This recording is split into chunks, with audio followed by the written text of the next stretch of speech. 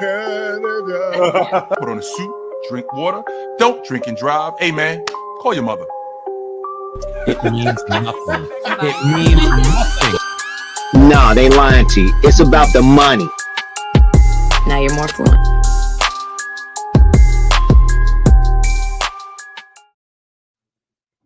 Yes, sir. What up, Jay? Tony Malone. I know that this is a little bit out of the ordinary. Weird. This is weird for me, but it's really not, because like this is where we were. We came back here, right? This is actually where we used to be. You're absolutely. I completely forgot. Yeah, this is where we used to be, Tone. Like this is our old neighborhood. You know, we moved to a new neighborhood. We just came back to the old neighborhood. Yeah, but I left the old neighborhood for a reason. Yeah. Yeah. But that being said, there's no Thursday night football. There is not. There's no Thursday. So there you go. There you go. Some people are watching All-American Hoops with the All-American Hooper himself prior to this. Thank you for sticking around if you're still sticking around. There's so much going on. Like, I mean, let me run down. You know, I got a couple of headlines that I want to ask you about. Sure. My assertion that the NBA and WNBA are a bunch of idiots. We're going to talk about that. You've been saying that since I first met you, Tone. This was years ago. You've been telling me, just so you know. And now I have actual bona fide proof of that. And then we have, if I just run down some of this stuff, we got Joe Mazzulla, Darvin Ham, the Bulls and the Nuggets talking trade. We got Mike Brown. We got the Nuggets. We got the in-season tournament champs. Yes, we do. Up, chat. The Milwaukee Bucks and how that means absolutely nothing. We got SGA choke jobs. There's a lot to discuss, but I got to start with a non-basketball question because I find this to be hilarious. And maybe it's a sign of what's going to happen in the future. And I'll read an excerpt from The Athletic, our friends at The Athletic. Douglas, he's of the New York Jets, told the Broncos that Johnson of the Broncos, didn't want to make a trade because the owner felt Judy, that's Jared Judy's, player rating in Madden NFL, the popular video game, wasn't high enough. There's no way that's true, Tone. There's no way that's true. There's no Athletics, way. Zach Rosenblatt, Deanna Rossini, and Mike Silver on Woody Johnson nixing an offseason trade for Jerry Jeudy, who, by the way, is looking damn good in a horrible offense in Cleveland. Now, it's gotten better. Listen to what I'm about to say. Listen to this sentence. It's gotten better since Jameis Winston took over. Right. It has. 100% it has. He looks fed. How are you going to nix a trade? How are you going to nix a trade because of the Madden rating? Tone, I just don't believe that's true. I don't. There's no way that no one's saying it's not. Tone, there's no way you, as a competent owner of a business, this is how you're operating your business. There's no way that you're doing that. Tone, that's like you operating a business and you operate your business solely on Fluent Jr. telling you what to do. Well, that actually might not be a bad thing. Okay. But I know what you're saying. It might not be a bad thing when he's an adult. Okay. When Fluent Jr. is an adult. At 10 years old, no, I think I should be the one making the decisions around here. Not Fluent Jr. No. That's not to say that Fluent Jr. isn't a smart young man, because he is. But there's some things that should be there's some things that should be left to senior. Yeah, I'm probably not taking like investment advice. No, Tone, you're not taking that. So Woody Johnson, who, if I'm not mistaken, isn't this dude the one who signs the checks with the Jets? He sure is. So when you get your check, at the bottom of it is his name. He's saying, oh my God, I can't believe it. How does he even know what the Madden rating is? Well, I'm sure he does because one, he's No. around the facility. Yeah, I Tony. don't care. I bet you Jerry Jones knows it. All of these owners, they know this stuff because Wait. they Okay, give me one player, non superstar, not LeBron or whatever. Give me one player in the NBA 2K rating. one player and one non-superstar. A Jared Judy equivalent. So give me Aaron Gordon's NBA 2K rating. I don't know what his. I don't know what his. Hey, sir. Wait, one more time. Say that again, Tom. You talk basketball every day. Why? Yes, don't you? I'm not around the facility every day. I'm not around these guys every day. I don't bother with. Not only am I not around these guys every day. You're trying to tell me a 90-year-old owner is playing Madden? He got grandkids, Tone. He got grandkids. He got man. He got grandkids. He got great grandkids, and he's around these kids on the regular. And in addition to him being around these kids, he sees this stuff. And when you get to be that age, it's very much like the reverse cycle. You know how easily you are influenced as a 10-year-old or as a 12-year-old? Well, you can be just as easily influenced as an 85-year-old, as a 90-year-old. Yes, you can, especially if it's coming from your grandkids, especially if it's coming from your great-grandkids. And I'm pretty confident that one of his grandkids or his great-grandkid told him, you know, Jared Judy, his 2K rating. You can't trade for him. His 2K is only 89. And if he hears that 200 times, he's almost 85 years old, and he hears that, and he thinking, you know what, you might be right. That's probably not a good idea, especially pairing him with an older quarterback who's not really that mobile, whose arm isn't what it used to be. So this is what I'm doing, Tone. I don't believe a word I'm saying. I don't. I just want to make sure we clear on that. I don't believe a word I'm saying. You don't believe this is true at all. There's no way that this is true. No way. I'm just trying to make up excuses for why this could be true. Because if I'm one of the adults in the room, I'm basically telling the kid that told him the rating, get your ass at it. Shut your damn mouth. Do I care what do I care what this little kid is telling me? No, you don't, Tone. No way. No way do you give. I don't. You couldn't care less. That's insane. That's like the general manager of the Boston Celtics. That's like David Griffin in New Orleans. That's like the general manager with the Knicks. That's like these guys operating on 2K. I'm not making trades for guys based on what Karl Anthony Towns' 2K rating is. I'm going to make a trade for Jeremy Grant based on what his 2K rating is. No NBA general manager is doing that. And if he is doing that, he's getting fired. Of course he is. On 2K, these guys are building teams that have Luka, Giannis, Jokic, SGA all on one team. So it's not. It just, the fact that this story even came out to me is, and the fact that he hasn't just these guys are nuts. What are they talking? I would never do that. That's if it's even a little bit true. It's crazy. It's crazy. I just don't believe that happened, Tom. I don't. Speaking of crazy. Yep. Speaking of crazy, I'm not going to play you the whole clip. I'm just going to play you a little bit of the clip, and you know, let's have a chat. Couldn't they have put the whole WNBA on that cover and said the WNBA is the league of the year because of all the talent that we have? So one idiot owner doesn't make a trade because of Madden rating, and another idiot owner wants to know why an entire league isn't the athlete of the year. Why the league isn't the athlete? Why isn't the league? Why didn't they put the whole league on as the? Okay. Before this is what I've always felt, Tone, and I stand on this logic until the day I die.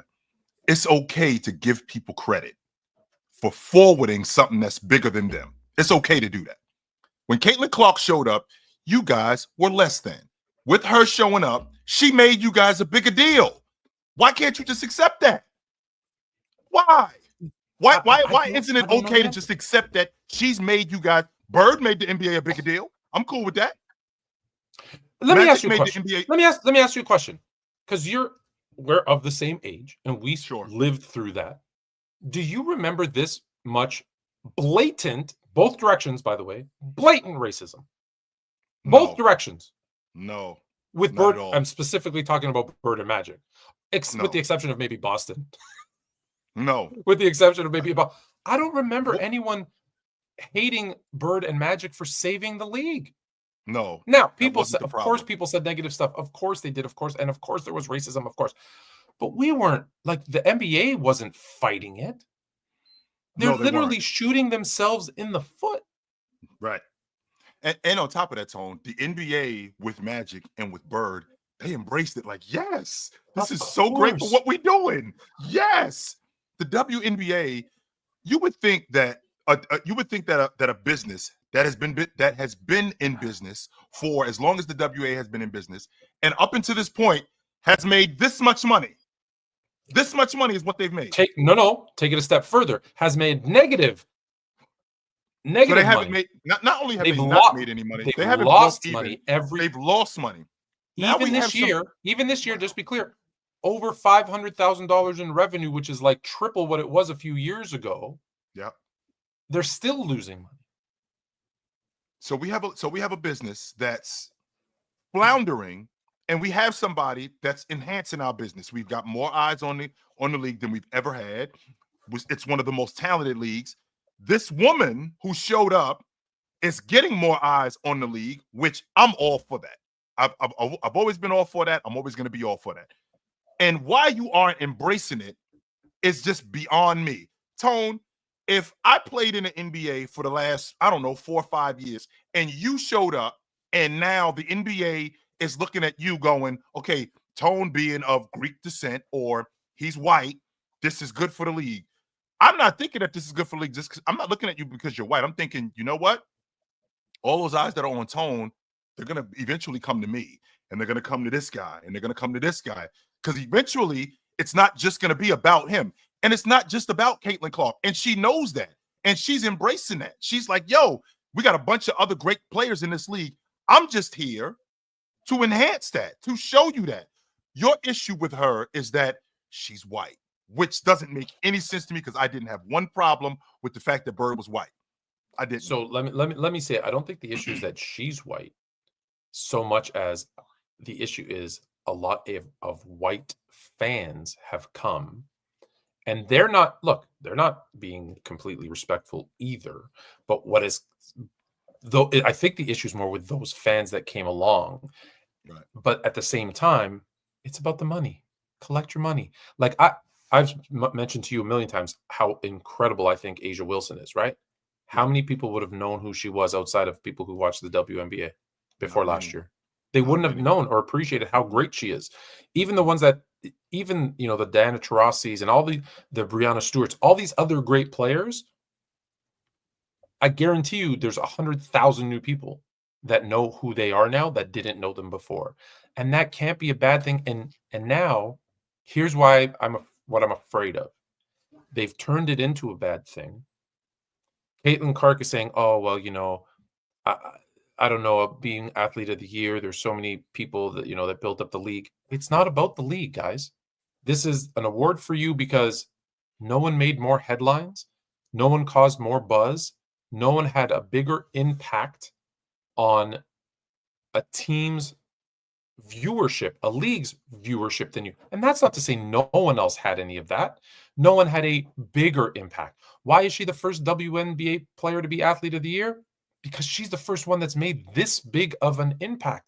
Again, that's not knocking anyone else. It's just to say, listen, all of us, we know 20 people. We all dropped 20. I dropped 50. They're going to embrace me and say, damn, you dropped 50. That's not to say that your 20 or 30, whatever, didn't count. It's my story just happened to be bigger this year, and embrace that and say, yes, we have Caitlin Clark. She's incredible. She's amazing. Look where she's come from, Iowa to this, to that, and how great she is. Don't forget to also check out X, Y, and Z. Use that as a springboard like the NBA did when they said, look at Bird and Magic. Look at this rivalry. Look at this rivalry. Oh, by the way, have you seen Dr. J? Have you seen Charles Barkley? Have you seen Hakeem Olajuwon? Oh, look at this new rookie. You don't even have to. Rookie. No, I'm just saying, look at this new rookie, Michael Jordan. Yes. It elevated. There's a saying that says, high tides raise all ships. Mm-hmm. Ride that wave. Don't fight the wave, because if you've ever surfed and you fight the wave, you're going to drown. That's And exactly that's what's what's going to happen. that's what's going to happen. And then they're That's all going to be exactly what's gonna crying happen. foul, Mhm. because what they've done is they've pissed off the new fan base and basically said, we don't want you. Which, Because in you don't- fact, that's why we got Caitlin Clark, because we're trying to get them. We already got you on the hook, right? We got Tony on the hook. We got Chill. We got Fluent on the hook. We got Chill on the hook. We already got them on the hook. We trying to get Mrs. Fluent on the hook. We trying to get Fluent Jr., his sister, on the hook. We're trying to get the girls who hang out with my niece. We're trying to get them on the hook. We already got you guys on the hook. And to Tone, to your point, when you talk about Bird, Tone, just so you know, I don't know who George Gervin is if Bird doesn't show up. I don't know who Fat Lever is right, if yeah, because Bird doesn't show you up. got a guy playing in San Antonio. You're not going to know Right. who he is. Yeah, I don't. absolutely. I don't know who these guys are, but the fact that Bird shows up, now Phoenix is playing the Celtics on TV. Now Phoenix is playing. I don't know who Alex English is until Bird shows up. And Alex English has been in the league for a little bit. But now Denver's playing the Celtics. And this dude that's playing in Denver, his name is Alex English. He nice as hell. I don't know that before Bird shows up. And I think those guys, don't get me wrong, there's some of the guys in the league who looked at Bird and was like, the only reason why he's getting the credit that he's getting is because he's white. But the majority of them were thinking, this is great for the league. More of our games are on TV. We got live action. Contracts are going up. All of that stuff works in our favor. So if Caitlin Clark is the one who starts this thing, she starts the revolution, so what that we didn't recognize Maya Moore like we should have? Okay, that's our fault. We should have recognized Maya Moore. She should have been a bigger deal. Sylvia Fowles should have been a bigger deal than what she was. No doubt about it. Diana Taurasi should have been a bigger deal. Okay. But guess what? Market it. But guess what? With that increased viewership, if you embrace the Caitlin Clark, what happens is when coincidentally, when Indiana is playing, you said Maya Moore. Connecticut or no, Minnesota. When they're playing one of the WNBA teams she played for. She played for Minnesota. Guess what they should do? Well, she played for Minnesota. Excellent. Well, that's when you have a night to honor her. That's when you retire her number. That's when you do something, because she'll bring the people in. Then you introduce them to it. And now people will start going back and, who was this person? Oh, she's nice. Let me go back and look. Because what do we do all the time? Us that actually love basketball. We go back. We hear a name and you're like, who's that? And you might say, oh, dude, you don't know about Walt Frazier? Bro, you need to go back and let me go back and see who that is. And you find out, and then you appreciate you use the current popularity to get people to look back and learn about the old stuff, and then you grow from it. But if you shit on this person, who, let's be honest, is a white girl who's bringing in white fans who, oh, by the way, you live in a country that is a majority of white, you want those, they're going to embrace Juju when she comes, because she's nice too. But guess what? If you keep, pardon my French here, if you keep shitting on Caitlin Clark and those fans and tell them we don't want you, then at some point they're going to go, okay, well, you don't want us, forget it. We put our money somewhere else. And now these other people are going to come in and they're not going to get the press. And everyone's going to be crying like, how come they're not getting the press? Well, because when someone did bring in fans, you told them we didn't want you. Well, this is why. And then you're going to, and if you keep losing money, then there won't be a league to have. Right. And keep this in mind. Revenue is up significantly. Viewership is up significantly. The TV deal that just got signed is not as big as it should have been, but it's significantly higher. It's better than what you had. Definitely better than what you had. But we're talking about a time when they're not playing. They're still not paying their athletes, and they're still losing money. What's going to happen when they sign that new collective bargaining agreement and they have to split the revenue 50-50 like every other sport does? Mm-hmm. And now they're losing money. You think the owners are going to be like, oh, yeah, I don't mind losing money? No, it is a business. And that's why when an owner says, why couldn't the whole league be athlete of the year? I want to smack her upside the head and be like, dummy, you're a businesswoman. What you should have said was something to the extent of, yes, she is a phenomenal talent, and boy, like what the range that she has and the excitement she's brought to the game.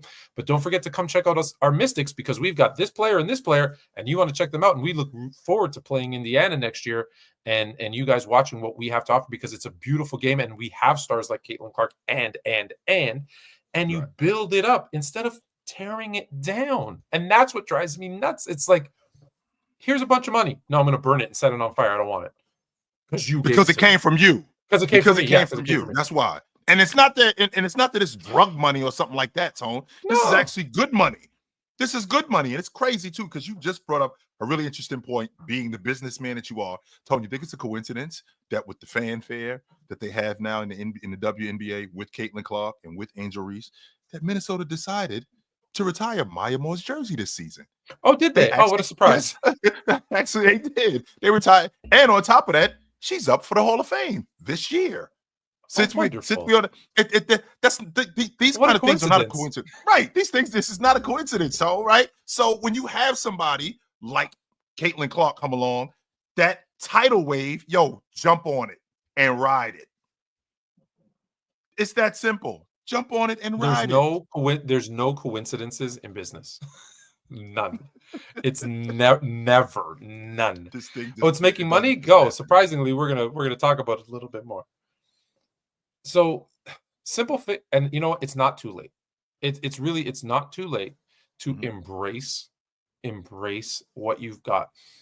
The beauty of Magic and Bird was that Bird. People forget Bird was the villain. Bird was the jerk. Magic was the guy with the beautiful smile that everybody loved from LA, and Bird was the jerk. And they played that role and they pumped that up so well. Well, you know what? You have that now. You have the Angel Reese who's the villain, and as much as she lies and says, "Oh no," you play the villain and you play it perfectly. Embrace it. Let Caitlin Clark be the Magic Johnson who smiles and says all the right things and says, "Yeah, I'm just here to play the game and have fun." And and her be the, "We're gonna kick your butt." No problem. Build on that. Put yourself in commercials, and then line your pockets. Yes. The two of them should be doing commercials together. Yes. Like, do you remember the Legends, the Converse Legends that had Dr. J, Magic, Bird in the same commercial? The weapons, yes. Weapons, yes, sir. Brilliant, brilliant. People think Michael was the first one to do commercials. No, sir. No. There were commercials before. This was literally right after the finals, too, by the way. That they did. Yeah. And then they did the where Magic went to his farmhouse and they had dinner. Yes, that's when they filmed the commercial. Yeah, that's what they filmed it right at his house. Brilliant. Right. And it was great for TV. It was great for the game. I don't understand why you are getting the keys to a brand new house, but you want to get a bottle of alcohol and light that thing on fire and just burn the house down. Because this isn't getting built the way you want it to get built.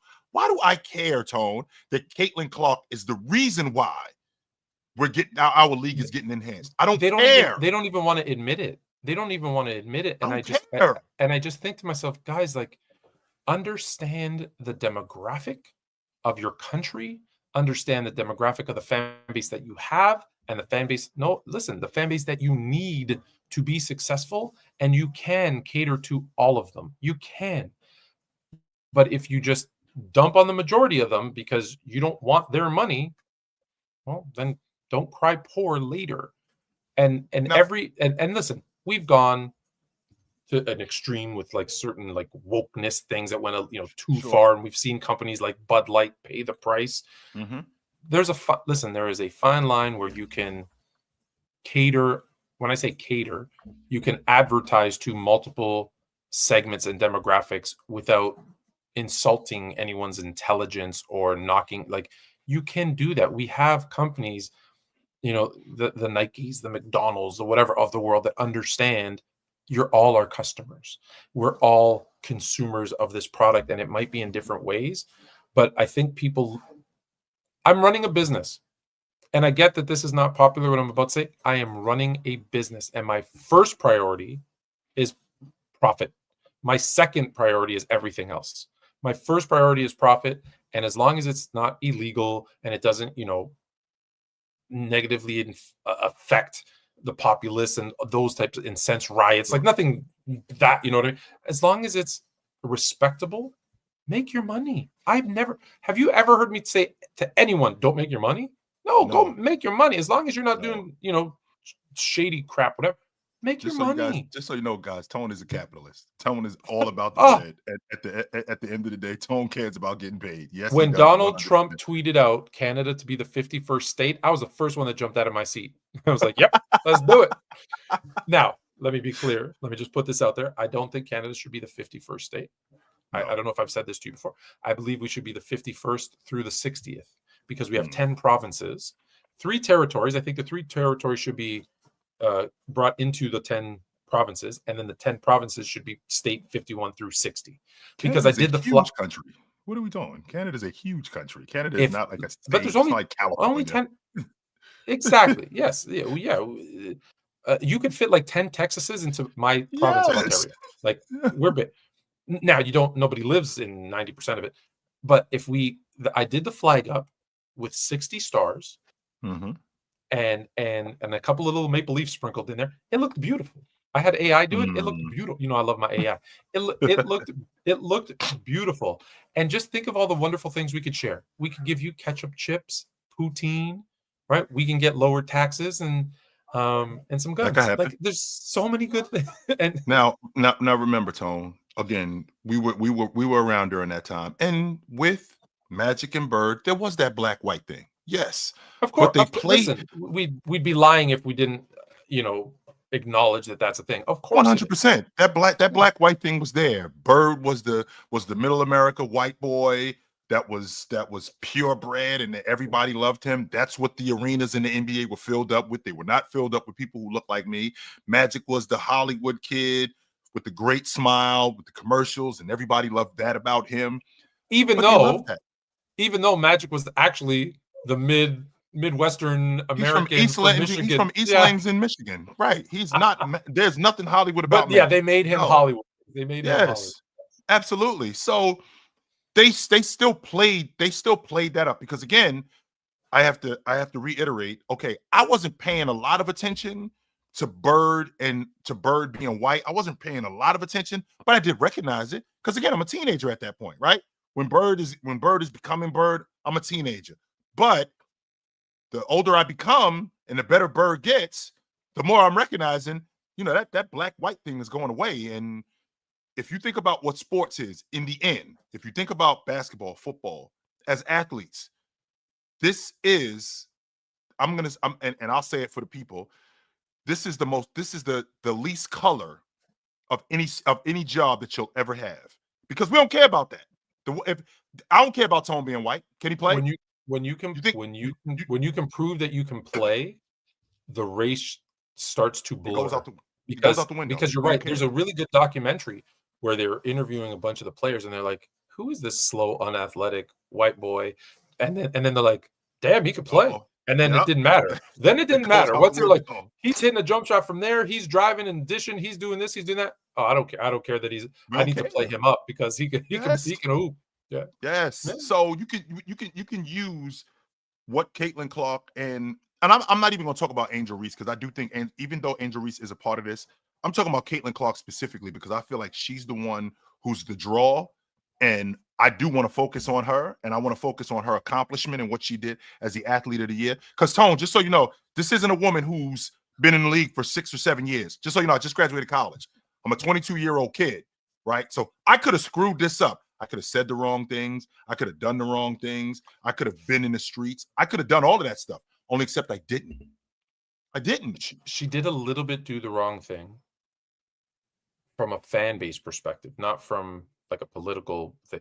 When she accepted the award and said, well, I don't know how I feel about this award because there's a lot of, this league was built on Black women.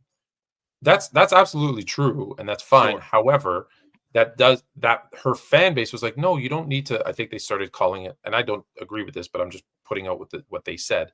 Oh, you're taking a knee. You're taking a knee for them. Why are you doing that? Sure. And that's where the racial thing came in. If she just said, hey, I'm really honored to accept this award, and it's amazing and it's incredible to be the first WNBA. What an honor.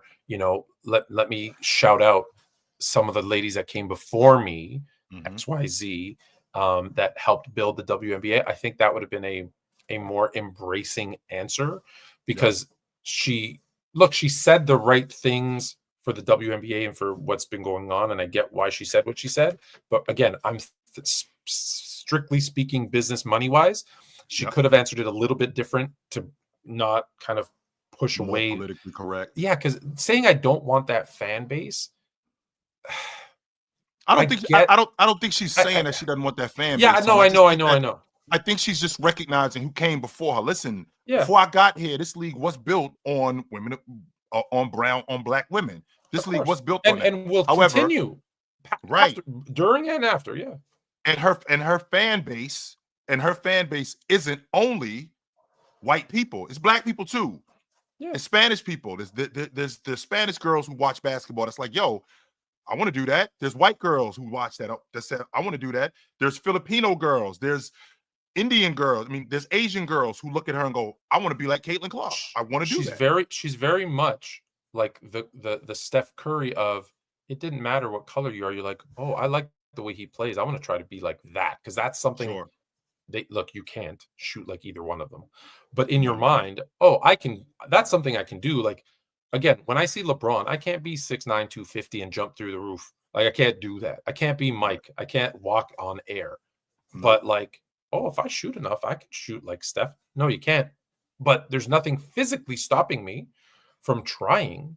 And I think that's where there's that, maybe I am a 5'6", guard in Oklahoma who never thought I could play basketball but love the game.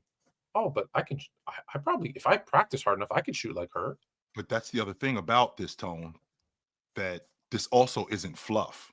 So, like, she isn't somebody that's just being made up to be the figure. No, she's got the game. She got the game to go. She got the game to go with it, and that's very important. That's not like we're putting together. We're putting this woman in front of everybody and going, okay, this is the future of the league, and she's really a fraud. No, she can play, and she is. We're not giving you Keith Van Horn and telling you he's going to be Larry Bird. No, and I love Keith Van Horn, but no, we're not doing that at all. Nope.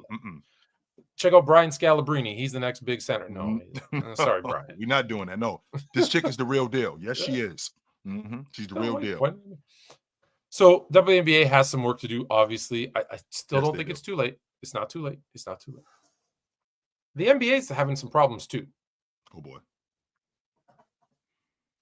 Viewership is down 7%, and although that doesn't seem like a lot, it is. Everybody's pointing fingers at the three ball, at the softness of the league, at players teaming up, and you got people like your boy, who says, "Yeah, but check out the internet and check out the streams. That's not how we watch. That's not how us youngsters, even though he's our age, that's not how us youngsters watch games anymore. See, yeah, but that is still how you get paid." There are three major streams of revenue: TV, merchandise, and seat sales / concessions at the arenas. Tickets are almost nothing. They're almost. If your team is banking on ticket sales, you're screwed. The Brooklyn Nets, merchandising. I think the Brooklyn Nets. I want you to keep going, Tony. But I think the Brooklyn Nets, the year they had KD, his last year, they did a little less than 40% at the gate. That was it. That was their revenue. A little less than 40%. We can't run a business on 3/5 of our profits being at the gate. We can't. And then I have Adam Silver saying, well, we've never been more popular on social media. You know how much they make off of that? 0. So when you think there's no problem and you allow it to get bigger, you're in danger. Because here's what happens, ladies and gentlemen, from a business perspective. Regardless of what you think of the game, I personally have told you I love the game. Although 37.5 threes per game on average is high. Let's be clear, just so you know. The NBA is taking 10 more field goals per game, 10 more than they were taking 10 years ago, and averaging about 14 more points. That's not good basketball. It's not. If you're shooting more and you only averaging 14 more points, that's not good. If someone was taking 10 shots a game to score 14, you'd tell me he was super inefficient. Well, that's what the league is doing right now. Mm, That being said, if the TV, so this is what people don't understand. If the TV deal mhm. is your main source of income, which it is, which is the reason why salaries are increasing every single year and the cap is going up all the time. And they say, whoa, we were getting X and now we're getting Y. Guess what happens to that TV money? And when that comes down, the salary cap comes down. When the salary cap comes down, players' salaries come down. When the players' salaries come down, well, now they Quality start play. looking. Quality of play happens. It starts to dip. It starts to dip. Listen, there's no look, it wasn't sustainable anyway. You can't keep going up.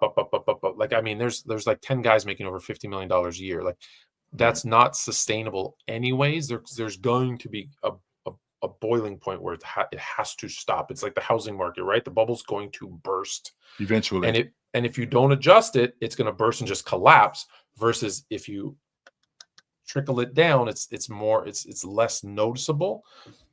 And they're in trouble because they're not identifying that if TV deal is our money and people aren't watching, what can we do? As much as they used to, right? Sure. And so you got to make changes. And let's be clear, guys. When the game was going through it, the late 90s, early 2000s, when it was super defensive and low scoring, and you had games, 75, 73, and they were like, we need to do something. They changed the game. What scares me is there's the viewership isn't liking what they're seeing now, and they're not addressing that. Yes, there's an issue that we need to tweak. I'm not saying change. I'm not like, what's his name, Callan Cowherd, that wants to move the 3-point line out to half court and have no corner threes and make the rims 15 feet high. And no, I'm not saying that. But you need to tweak the game a little bit. You know what this sounds like, Tone? This sounds like I want you to keep going, though, Tone. Keep going. Yeah, no, go. But it sounds like you're telling me you've been in my house. My house is nice, but I got this puddle in the corner that I haven't addressed. And you keep telling Jay, what's going on with this puddle in the corner? There's a drip coming from the ceiling, and you're just instead of fixing, you just got a bucket down there to catch the water. And every hour you're taking that bucket and you're dumping in the sink. And you're like, that's all I'm doing. And I ain't tripping. And every time you come over, you telling me because you're recognizing that drip, like the crack is getting bigger. Like that crack isn't staying the same size. That crack is getting bigger. And you keep telling me, Jay, what's going on with this with this crack in your ceiling? Tone, it's nothing, man. Don't worry about it. I got it under control. That's of course until I come home one day and I got this crater-sized hole in my ceiling. Until your ceiling collapses. That's right. And it fell through, and I'm like, oh. But Tone's been telling me for how long now about this thing. Now, this was something small when you brought it to my attention, by the way, Tone. This wasn't something that I had to deal with immediately. This was something small, like, yo, Jay, you might want to go get that looked at, right? I guarantee you, there's a pipe that needed a new washer, a little plaster on the ceiling, and you would have been done. But now I got to change the pipes. Oh my God. Now this is turning into something completely different. And now I got Adam Silver telling the world that now there's an investigation on how the game is being played, right? Adam Silver has now said that, he wants to investigate the amount of 3-pointers. Well, Adam, it's too late now. We got teams shooting 63s. We got the Charlotte Hornets. Winning. Charlotte Hornets, by the way. They're not the Charlotte Hornets. They are the Charlotte Hornets. I'm talking about the Pelicans. But we got the Charlotte Hornets and we got the Chicago Bulls. Between the two of them, shooting 97 threes. That's what we got going. Was that the game that they missed 70? Yes, 75 threes they missed. That's what I'm talking about, Tony. That's where we are today. That's where we are. And now Adam is at a space where, okay, now I have to look into this. Well, what is there to look into? This is how the game's being played now. Not only is this the way the game is being played, Tone, you told me, and I don't mean you specifically, but you told me that this was the way the game was going, that I had to get on board with this. If you want to rewind the clock back to 2005, when Steve Nash and Sean Marion and head coach for the Phoenix Suns introduced us to the 7 seconds or less offense. That's where it was. Mike D'Antoni. That's where it started. Okay, so they weren't good enough to win the NBA championship, but that's where it started. Then you fast forward to Steph Curry and Klay Thompson. And now this revolutionary too, now they start winning. And this is what the NBA is about to look like. And this is not only is this what it's about to look like, everybody's getting on board with this. LeBron James is looking at this going, well, if I'm going to play 5 or 10 more years, I got to push my game out to the long ball line. KD is now playing at the long ball line. Paul George is playing at the long ball line. Everybody now is playing at the long ball line. So this happened years ago. It started in 2004 with the 8 seconds, 7 seconds or less and Mike D'Antoni. And now this is where we are. And now 15, 20 years later, we find ourselves watching teams shoot 75, 83s a game. And now you got a problem with it. Once again, Tone, you told me about that small spot in the corner in my roof, and I didn't address it. Here we are now. And let me just add, your defending champs are shooting 60 a game. This is and they're winning. That's the problem, is they're doing it and winning, but no one wants to watch. And listen, you're from Jersey. Do you remember the 90s New Jersey Devils that played the neutral zone trap? The reason why I started watching the Devils was because of my man Marty Brodeur. He was my guy. They muckied up the NHL and ruined it. And they had to change all the rules because they were playing these 1-0 games. And it was like, no, there was this beauty of this flow of hockey, and you took it all away with this neutral zone trap. And we had to change the rules because you were winning. You remember, you guys won a couple of Stanley Cups. No one wanted to watch it. Nobody and cared. that's what's happening. Do you know how many empty seats there were at the in-season tournament championship? A bunch. About 40%. They had the seats blue, so you wouldn't notice. So that arena was barely half full. It was not good.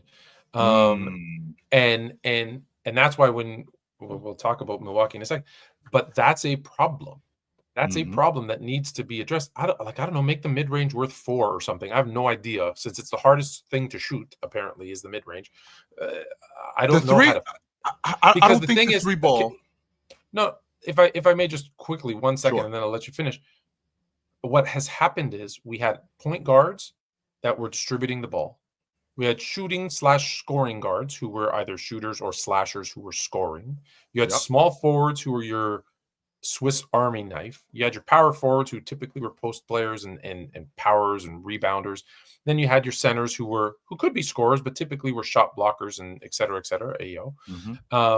And we wanted to get away from all of that. And now your point guard shoots threes, your shooting guard shoots threes, your small forward shoots threes, your power forward shoots threes, and your center shoots threes, and they're all playing 5 out. And they don't do nothing else, Tone. Don't leave that part out. They don't do nothing else. And you wonder why people don't want to watch that. It's because it might be effective. It might be more efficient. Sure. It ain't entertaining. And at the end of the day, what's the first letter in ESPN? E. And what does it stand for? As I taught you a couple weeks ago, entertainment. Yes, sir. Entertainment. Basketball is an sports. Let's be clear, people. Sports are an entertainment activity for the viewers. 100%.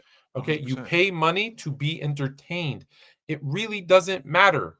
It really, to your life, it really doesn't. I know sometimes it feels like it does, especially with the Bears. It doesn't matter to your life who wins or loses. It's entertainment. It's an escape from the day-to-day. And when that becomes not entertaining, then what's the point of it?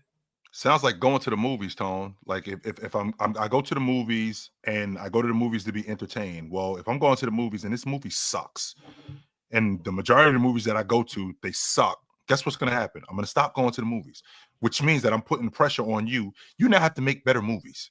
You have to, because your product sucks. So I say that to say the way that this turns around, Tone, is the way it turned around in the 80s. The way it turned around in the 80s was we had somebody to latch on to. We had Bird. We had Magic. We had a face. I don't think we met that guy yet. And because we haven't met that guy yet, we can't really latch onto a specific kind of game. Magic was the face. Magic was no-look passes. Magic was getting to the rim. Magic was clutch. Bird was the long ball. Bird was great passing. Bird was glass cleaning. We had something to latch on to with Bird. Then Jordan shows up, and Jordan plays above the rim. Him and Dr. J, right? Doc passes the torch to Jordan. Jordan plays above the rim. That style of play is now conducive. Then you got the bad boy Pistons who want to put a stop to that. So now they clothesline Jordan and enter David Stern like, okay, we got to get rid of you dudes because you dudes are screwing up the money. We can't have you slamming this dude to the ground. We can't have you slamming this dude to the ground and this brand of basketball being the future of the NBA.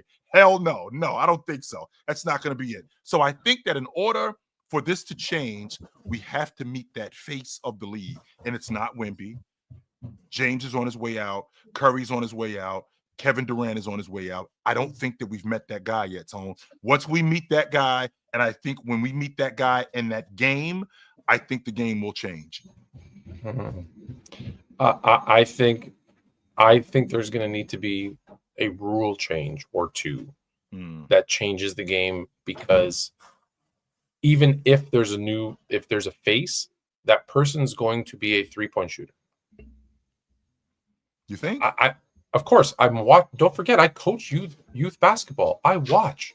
I see my own team, as much as I yell and scream, I see my own team have a direct lane for a layup, and they pull up and shoot a 3.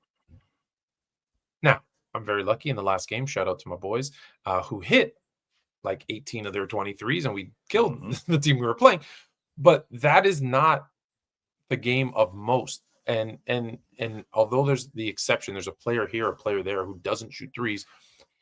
The vast majority of players are shooting 3s, and so the ones that are coming up are 3-point shooters. You know, you have a guy like Ja, and I know he lied, but you have a guy like Ja who says, well, I'm not going to dunk. I want to focus on, No. Like, be who you are. Right. And so I don't think there's going to be a player, because I think the player is going to be dictated on the rule. And I think it's as simple as, one, I'd keep the corner 3s at 22, but I would take the top circle to 25.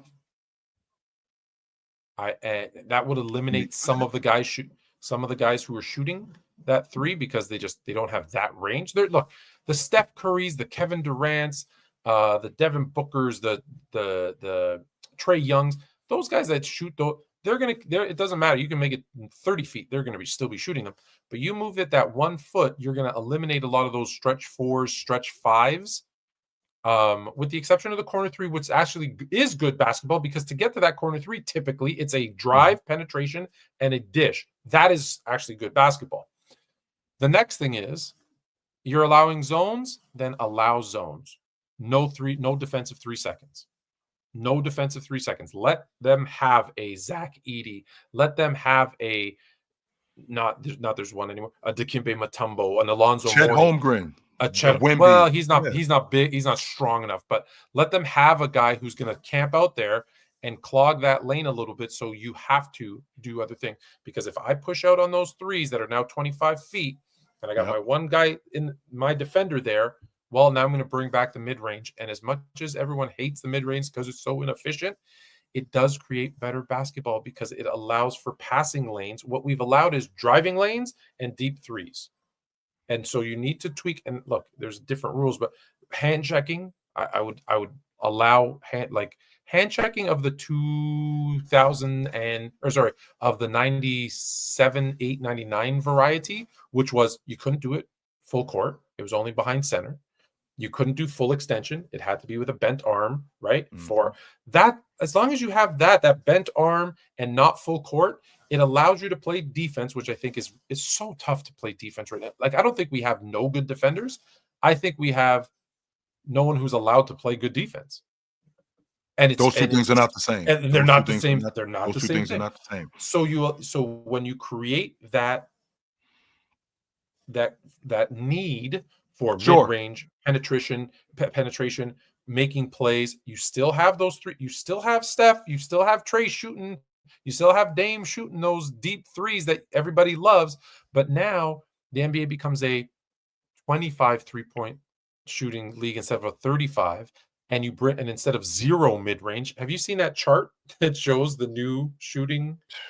Right, you bring in those 10 3s become 10 mid-ranges, and then everything else stays the same.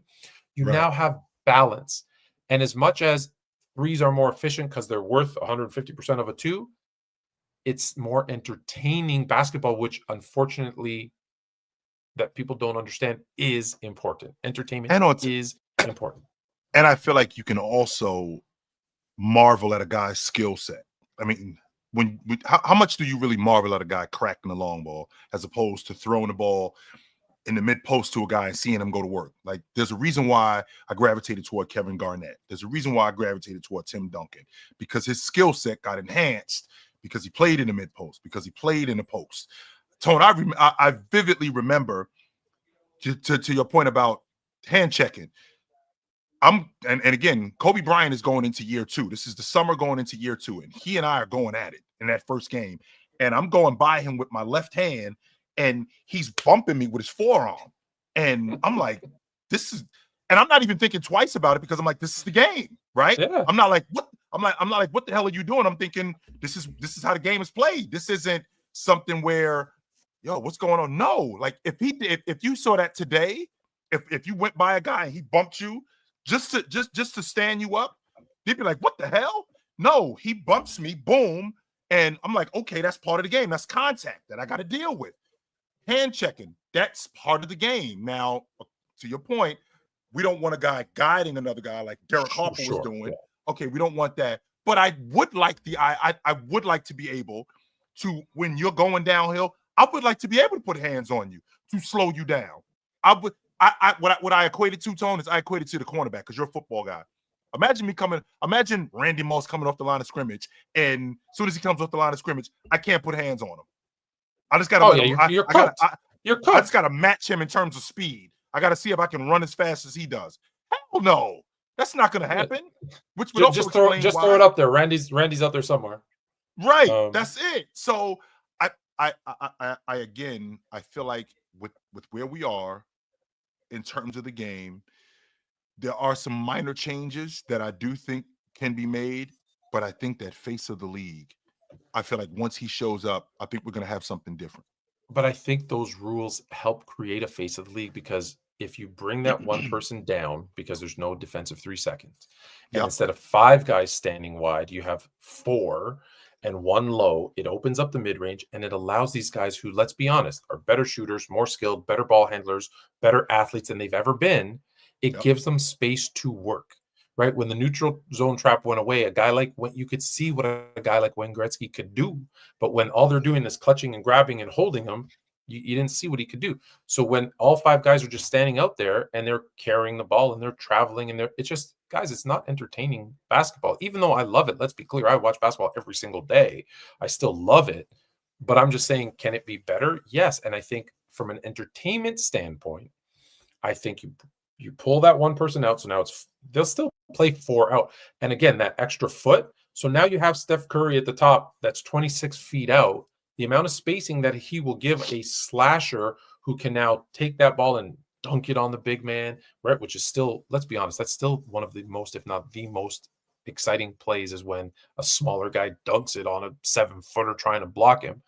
But that's also part of the problem, is the 7-footers don't want to get dunked on because they don't want to be on some TikTok meme or something. That's because they play on the perimeter, Tone. They don't have that big man blood in them. That's why you see Wemby playing the way he plays. Wemby doesn't play like a big man. Wemby plays like a wing guy. Wemby doesn't play like Lonzo Mourning, because he wasn't taught to play like that. He doesn't play like Ralph Sampson in terms of guarding the rim and running to the rim, because he plays like a perimeter player. That's why he plays like that. So if he were to get dunked on, he wouldn't be used to that, because, I mean, that's really not my game. Mutombo, I play like a big man. You want to dominate the NBA right now as a big man? Learn a post move, because they won't know what to do with it. They won't know what to do with it. Just one. But that's what I said. I'm not. It sounds like I'm knocking the game, and I'm not, because they do the thing that I love the most, which is shoot from deep. But I just know from an entertainment perspective, for the masses, call the rules, eliminate some of that, carrying, the traveling, and allow them to actually play. Kobe said something, they play accidental basketball, is a quote from Kobe. And that's really what it's become, versus allow them to use all of the court, right? When you eliminate any portion of the basketball court, it's never good. Eliminating the mid-range, everyone's like, well, it's not efficient. Yeah, you're probably right. Analytic wise, it's not efficient, but when you eliminate a part of the court, it makes it a less attractive game. Oh, hello. How are you? Good. Come on. Hey, little bit. Are you How are you? Sup? What what's up? up? What's up? What up? You going to bed? Yeah. Okay. Good night, honey. Good to see you, dear. Mm-hmm. Look at these braids. She's like Pippi I know. Longstockings. Who did that? Did you do that who yourself? did that? No, Mama did it. Mrs. Fluent. Mrs. Okay, Fluent. nice. No. No, okay. All righty. Good night. She doesn't like when I call her Pippi Longstockings. Night, dear. Oh, boy. Mm-hmm. I'm in trouble Anyway, with that one. That's what it sounds like. You Oh, might yeah. want to watch yourself with that one, Tom. She's already the boss. She's already the boss. So okay, let's get into it. I'm again love my NBA. Me and Fluid Junior were working on our form. What up, brother? Today. What's up, brother? Let Chill see your form just to get a grade. What does it look like? Let's see it. All right. Well, now we got it. We got to get it here because it looks like it's a push shot, but that's because you're still growing. So that's still fine. still growing. But, yeah, we're gonna work. It's starting here, growing. but we're gonna get it. We're gonna get it Mm-hmm. out. Yeah. If anybody can teach it to you, your father can. No doubt about that. Listen, he's got all the things I didn't start with. Like I had the shot and I had to learn ball handling, defense, passing. He's got all of that. He just needs to get a consistent anything outside of like 10 feet. He just got inside of 10 feet, floaters, mid-range. We worked on his mid-range today. I think he went like 20 of 22. Like I made him shoot about 75 jumpers. I would have done 100, but we didn't have the gym for that long. But I said I tweaked his form a little bit, and not because he's my son. I'm not saying he's so coachable, Jay. Like I said, no, you're doing this. You're coming across when you shoot, and you're leaving your guide hand because he plays baseball. And so in baseball, this hand stays down when he's pitching, right? And he comes over the top because the glove stays here, and he comes across. And so his shot, his arm was coming across. I go, just hold it up for a second. Don't think you're showing off. I go, just keep your guide hand up and just hold it. And like 5 minutes in, every time it was up. I reminded him maybe once or twice. Yeah. So much better. So much better. So and you getting them at that age where like the things that need to be corrected can be corrected. It's not like you getting them where he's 17 or 18 years old. He's already married to. No, you got to deconstruct it, and then you got to completely break all of that other stuff down. No, you actually got him at that age where you can show him and develop his form and develop a better jump shot. So I like that. I 100% like that. No doubt. Yeah, no, and the fact that he's, like I said, doesn't take it as criticism, takes it as like building blocks. It was very, very, very, very happy.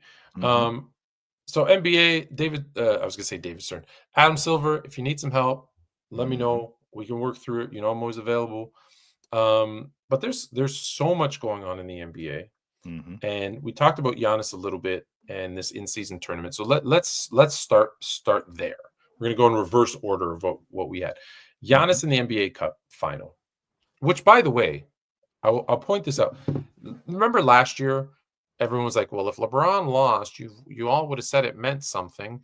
And it's only because LeBron won that you're pooping on it. No. My countrymen won, and I'm still telling you it means nothing. I think I hate it. I don't like it. And the fact that the championship game means nothing.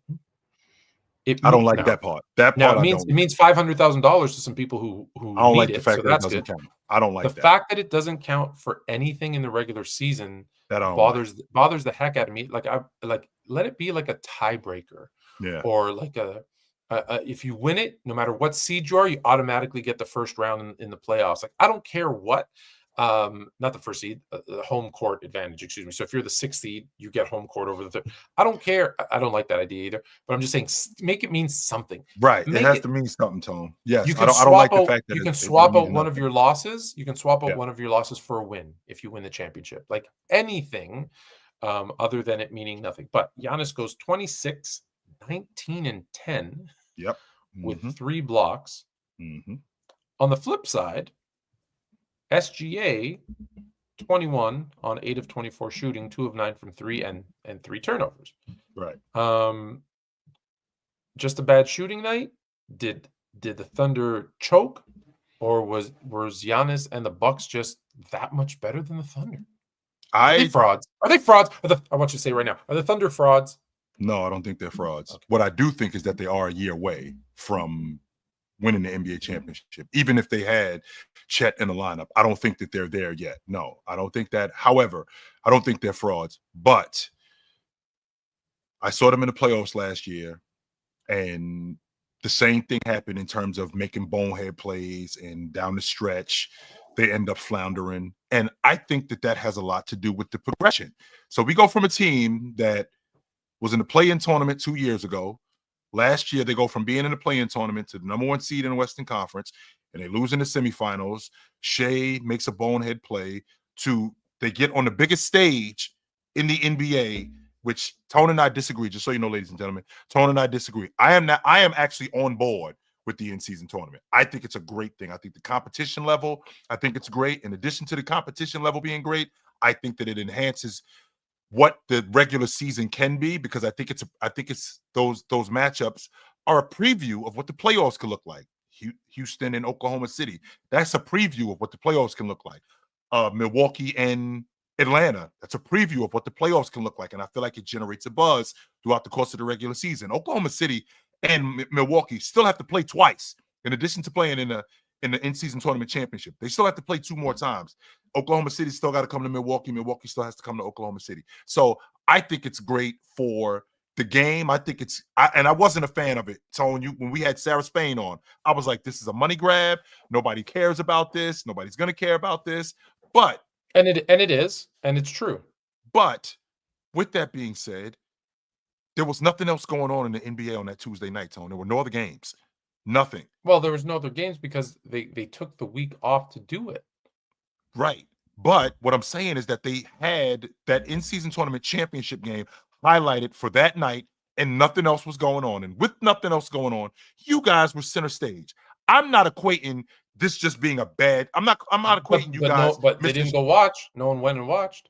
Well, nobody watched at the arena. I mean, 60% of the arena was full. Almost 40% of the arena was empty. Right. Okay. I get that part. But there were still eyes on it. And what was the viewership versus last year's?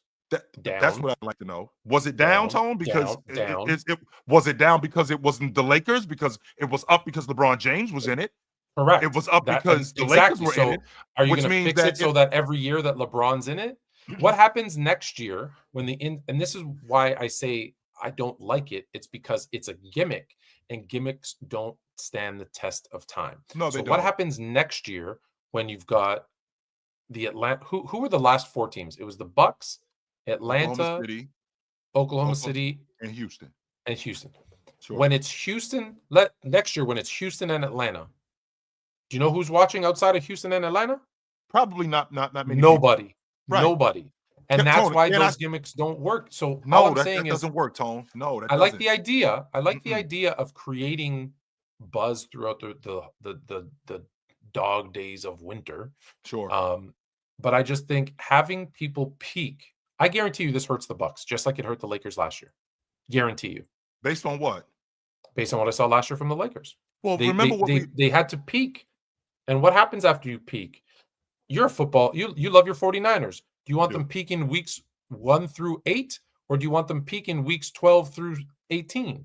Well, here's the difference, though, Tone. Number one, this Milwaukee Bucks team was at the bottom of the East, so they're not peaking right now. In fact, they're on their ascension. They are. They just peaked. They just won the in-season championship. Okay, they just won the in-season championship. That's not a peak. That's us going from. Don't forget, they're in 5th place right now. I think they're in 5th place, or 5th or 6th place in the East. That's a huge lift from them. I don't know, 3 weeks ago when you and I had this conversation, when they were at the bottom of the East, and I was thinking, okay, it can't stay like this. They were right next to Philadelphia. So they're on their way up. That's number one. Number two, Tone, I disagree with your logic about if it's Atlanta and Houston in the in-season tournament championship. Well, if that's the case, nobody wanted to watch the Trailblazers and the Indiana Pacers in 2000 in the NBA Finals. You got lucky and you got the Lakers and the Pacers in the NBA championship in 2000, right? So why do you think you got that? Because they made sure it was the Lakers.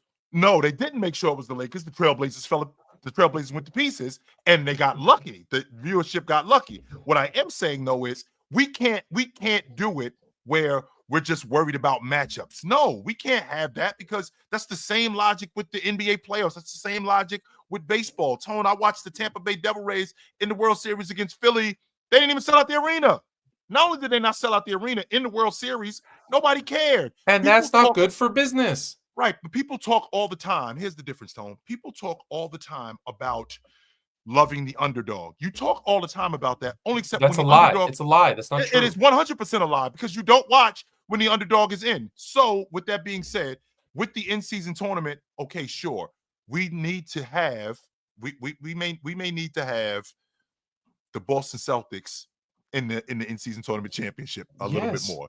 We may need to have the Knicks in the in-season championship a little bit again, more to give it some more validity. Sure, I'm not going to argue from a business standpoint.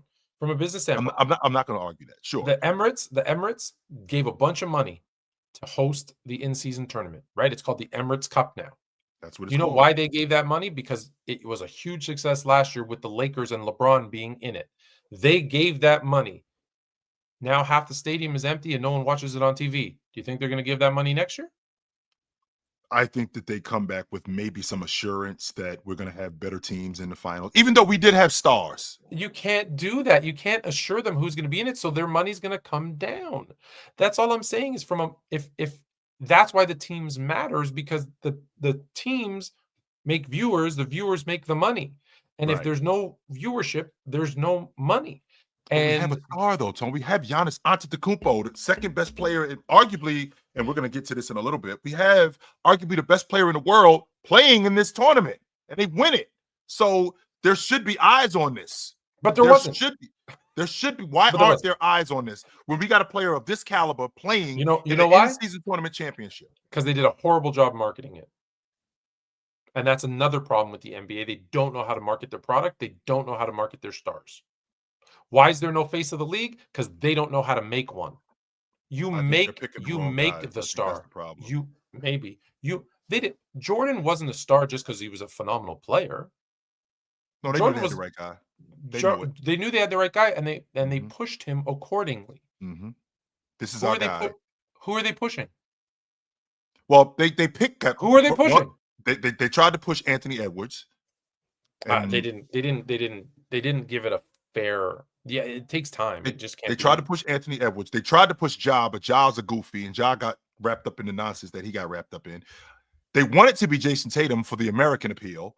They wanted to be him, and that's not working. So I think that they're picking the wrong guys, and that's why I'm saying at the face of the league, I don't think we met him yet for that reason right there. Because we have Giannis Antetokounmpo, Tone, for all intents and purposes, if he was from Chicago, he'd be the face of the league. You know who should have been in the in-season tournament this year? Kilby, you're right. It should have been Warriors versus Lakers. They should have found a way. If Bron and Steph Curry are in the in-season tournament, number one, that arena, there's a seat in the house. There's not an empty seat standing room only. Curry and James is old, even though these guys are old. There's not because it might be the last time you see them battling for something. Yep. And we all went and watched Mike Tyson at 100 years old fight Jake Paul, right? Because that's the last time I might see him in a ring. 100%. Well, if I'm going to get Steph and LeBron in a championship game, or Curry, oh my goodness, what about the Suns versus the Warriors? KD versus Steph and Draymond? Who? Like, you have to understand. You know what they need to do? I hate to admit this, but my mom growing up, every day she had her stories, The Young and the Restless. Every day she would watch Young and the Restless, and I would sit with her as she was cooking, and it would be on, and I'd watch it with her. And Mrs. Fluent watches. I don't know if I'm allowed to admit this or not. Watches The Young and the Restless, and occasionally when I'm there, I'll sit and watch it too. They make the best storylines. They need those writers to go write their storylines, because from an entertainment value, they're missing it. They're missing it. So two things. Number one, whenever I would stay home from school, whether I was sick or we didn't have school that day, my mother would make me tape The Young and the Restless. Yes, she would make me. We had a VCR in the house. She would make me tape Young and the Restless. Yes, and I'd have to tell her what was going on. That's number one. Number two, I had a chance, and this is one of the highlights of my life, because when I was in college, my class schedule was scheduled around all my children. I couldn't have class at 1:00. because I was on the hook. It was like crack. So I want that to be. So I want you to know that got compounded by I actually met Erica Kane, Susan Lucci, and I almost passed. I don't get starstruck, Tone, but I met Susan Lucci, and I had to get a hold of myself because I'm like, that's Erica Kane right there. Oh, I don't. You sure? Because when I brought Sarah Spain on the show, you seemed a little starstruck. I don't get starstruck a lot, but when I saw Sarah Spain, I was a little giddy when I did meet Sarah Spain. That's a fact. I'm not Last thing on, I'll get you out of this one. Last thing on the in-season tournament. Does it mean anything to be an in-season tournament champion and, like Giannis is, the NBA Cup MVP? I don't think it means anything now. I think it's going to mean something in the future. So in 10 years from now, we're going to be Yes. like, sorry Bird, sorry Magic, sorry Jordan. Yes. You guys never won an in-season tournament MVP. Just like you're out. Just like the Eastern Conference Finals MVP, just like the Western Conference Finals MVP. That's how we're going to be talking about the in-season tournament championship. And do you give it MVP. the same weight as the other accolades? I don't, but I think that as time goes on, I feel like it's going to be more competitive. I think that we're going to see, to your point, Tone, because the problem that you're having with the in-season tournament is there aren't enough eyes on it. The reason why there aren't enough eyes on it is because the matchups. So I think that as time goes on, I think we're going to see more of the Knicks. I think we're going to see more of the Celtics and the Lakers and teams like that more in the championship, right? I feel like we're going to see more of that. So if we see more of that, I feel like we're going to get more eyes on it. When we get more eyes on it, I think it's going to have more validity to it as opposed to what it is now, right? And what it is now is it's something that's in its infancy. 10 years from now, Tone, when you and I are talking about this, it's going to have a lot more weight on it than it does now. I honestly believe, one, I will never get on board with it. Two, I don't believe it'll be here in 10 years from now. And I think it muckies up the water because it's a fabricated thing, right? We got champagne popping and banners going up for a mini tournament in the middle, actually not even at the beginning of the season. That's why I don't think people are going to watch it. They watched it last year because it was the first one. They watched it last year because LeBron was in it. More so because it was the first one. And I'm not saying people don't enjoy the basketball because the intensity level is higher. I just think people will be like, it's manufactured. It's like Valentine's Day. It is just a money grab. And those Valentine's Day is some bullshit, so let's be honest. Right? They're just making shit up.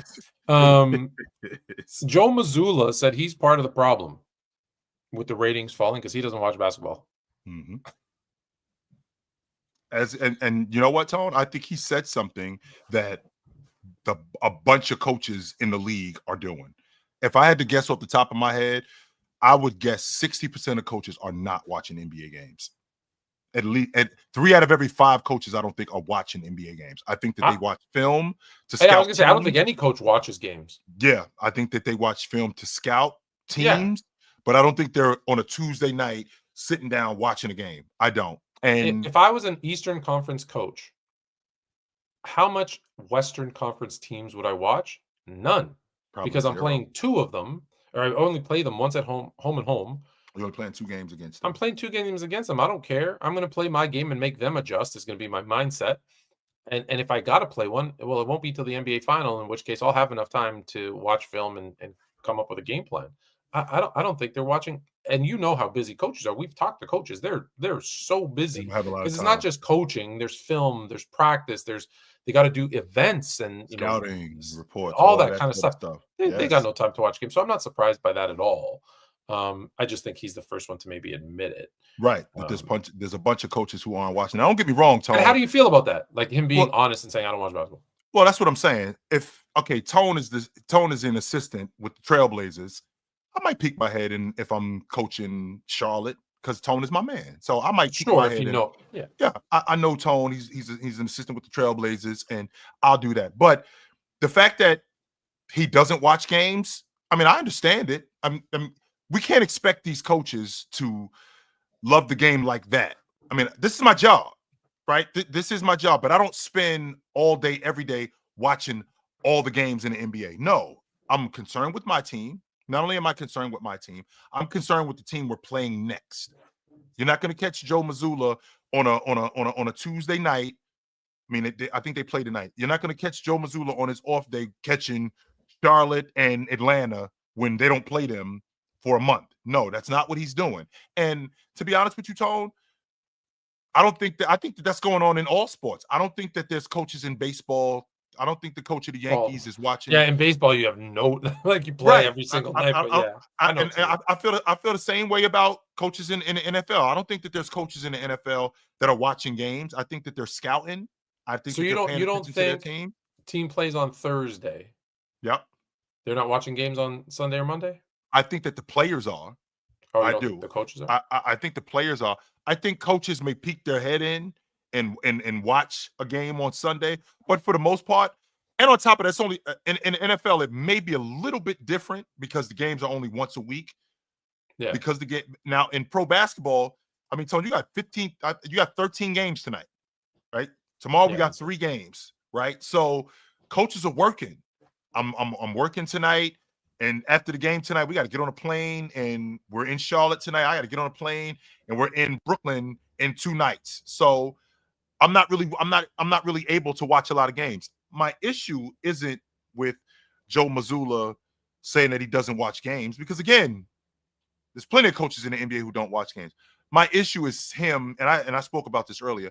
My issue with him is him saying that you want to see scoring. I mean, people, they have a problem with scoring being up in the NBA, and they don't say that about the NFL. They don't say that about baseball. Well, coach, that's because the dynamic in baseball and then the dynamic in football is way different. But that's also a little disingenuous, because we do complain about football and we say it's gotten soft and you're not allowed to touch the quarterback and you're not allowed to touch the receiver, and we've made it so impossible for a defensive player, and that's why scoring is up. And I miss the days when you could hit people. Like, right. You do hear that. Well, we always gonna find something wrong with the game, Tone. I'm not arguing that. There's always going to be people who complain, but yeah, I'm not arguing that point. But the idea of you worrying about scoring because in the NBA scoring is up. I never hear people talk about scoring is scoring being an issue in the NFL. Well, Tone, how many teams of the 32 teams in the league, how many of them are in the red zone regularly? The Raiders are not in the red zone on the regular. That's not going on with Cleveland. Well, that's why you watch the red zone, is because for that reason, right there. Exactly, for that reason. So I think Joe Mazzulla, I understand his gripe, but his brand of basketball, it's working. So because his brand of basketball is working, that's what we live in. We live in a copycat league. Yeah. So everybody in the league sees that thing working. That's what they did with the Warriors. A jump shooting team wins the NBA championship. With them winning the NBA championship, this is the future. So Joe Mazzulla, him with the amount of 3 balls that his team shoots, it's working because his team won the NBA championship. So your brand of basketball is working. So now it's matriculated to everybody else. And that drives me nuts, because it's only working. It is a copycat league, but it only worked because of the personnel you had. Right. There's a reason the triangle didn't work in the other places where they tried it, and they did. People don't even realize how many other places tried the triangle offense, and they tried a bunch of different places. It was a disaster. There's a reason not everybody could shoot the threes like the Warriors did. Well, because they didn't have Steph and Clay. Yeah. There's a reason why people can't shoot 50, 60 like the Celtics are doing, because they don't. Name me another team that has a roster like the Celtics. You don't have the personnel to do that. You don't. They don't have it. But you try to copycat and do it, and guess what? You're gonna flop. Yes. And in fact, most teams have, Tone. That's the problem. Most teams have fallen on their face trying to replicate what the Celtics are doing. But it's like anything. If you in Tone, you're a football guy. If you got Adrian Peterson and we're shoving the ball down your throat and we're scoring touchdowns, and not only are we doing that, we're winning football games, and we're getting to the NFC Championship, and we're getting to the bowl game. Okay, that's the formula for winning. If you got a quarterback where he's lighting up the scoreboard and he's throwing for 350, 400 yards a game, and they're going deep into the playoffs, and they're getting close, especially when they ultimately win it, that's the formula for winning. We got to get a 6'5", rocket arm quarterback. And we got to get a dynamic wide receiver, because that's the future of the NFL. Well, and if you're in the NBA and you have the Boston Celtics that are averaging 51 threes a game, on average they shoot this. So when you get later on, when they're shooting 55, 63s and they end up winning the NBA championship, that's the formula.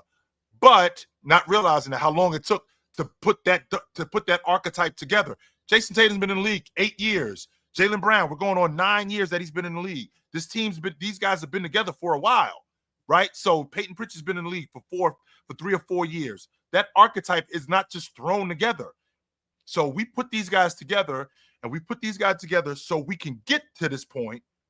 And now that we're here, we can't switch up our style now. No, this is who we are. I want to go back to your football thing because you know why running backs aren't being paid? Because the New England Patriots use the committee backfield. Oh, they threw a monkey wrench in that. And won a bunch of Super Bowls, and everyone's like, oh, I don't need an Adrian Peterson, a Derrick Henry, whoever. So my guy that's running for me for 10 years, Tone, that guy is gone. Don't need it. I can win by committee. And they're like, why? There's one position now that I don't have to pay. And Bill Belichick was the killer of the running back. So F you, my favorite position. F you, Bill Belichick. I'm glad you're in North Carolina and you're gonna stink and your team is gonna stink. And you're gonna get caught cheating on your 28-year-old girlfriend with a 22-year-old from UNC, and you're gonna lose your job and your girl. All right, moving on. Darvin Ham, speaking of coaches, you copycat league. You try to play someone else's style, you lose, and who gets blamed? The players? Nope. It's the coach. Then you bring in another coach, and he does the exact same thing with the exact same players, and now it's not the coach's fault, it's the roster. And that's why the Lakers aren't any good, but him and JJ had the same. I told you JJ wasn't going to be a good coach. You didn't like this. Well, he says you thought this was a gimmick right from the beginning. It still is. To do as well, let me quote Darvin Ham. To do as well as I did, I swear to God, anywhere else, I'm probably looking at an extension. I'm not talking feelings, just facts. Is he lying, though, Tone? If you think about what he did, he's not wrong. He's not wrong. If you think about what he did as a first-year head coach, they started off slow. They made some trades. They got going. They ended up in the Western Conference Championship. The next year, they're in the in-season tournament championship game, and they make the playoffs. They run into a buzzsaw in Denver. But as bad as people may say he is as a coach, if he's doing that with the Trailblazers, he's still the head coach of Portland today. 100%. If he did that in Atlanta, he's still the head coach of the Atlanta Hawks today. So does it matter? Does it matter where you coach if you keep your job? Yes, it does. 100% matter, because where you just like where you play isn't the same everywhere. You're looked at different. Kemba Walker is looked at different playing for the Charlotte Hornets than he is playing for the Boston Celtics. There's a level of expectation, and the reason why I know that is because I'm sitting next to a guy who every week I talk to, who is a spoiled, rotten Laker fan, right? Who is a spoiled, rotten Laker fan, who every time they don't win, he's like, what's the problem? This is the same team who, they win the NBA championship in 85. They lose in 86. He's like, why didn't we win a championship? Well, they win it in 87, and then they win it again in 88. And, okay, they're rolling. They don't win it in 89. Why didn't we win a championship? Forget the fact that they win the Western Conference Championship again. Forget that.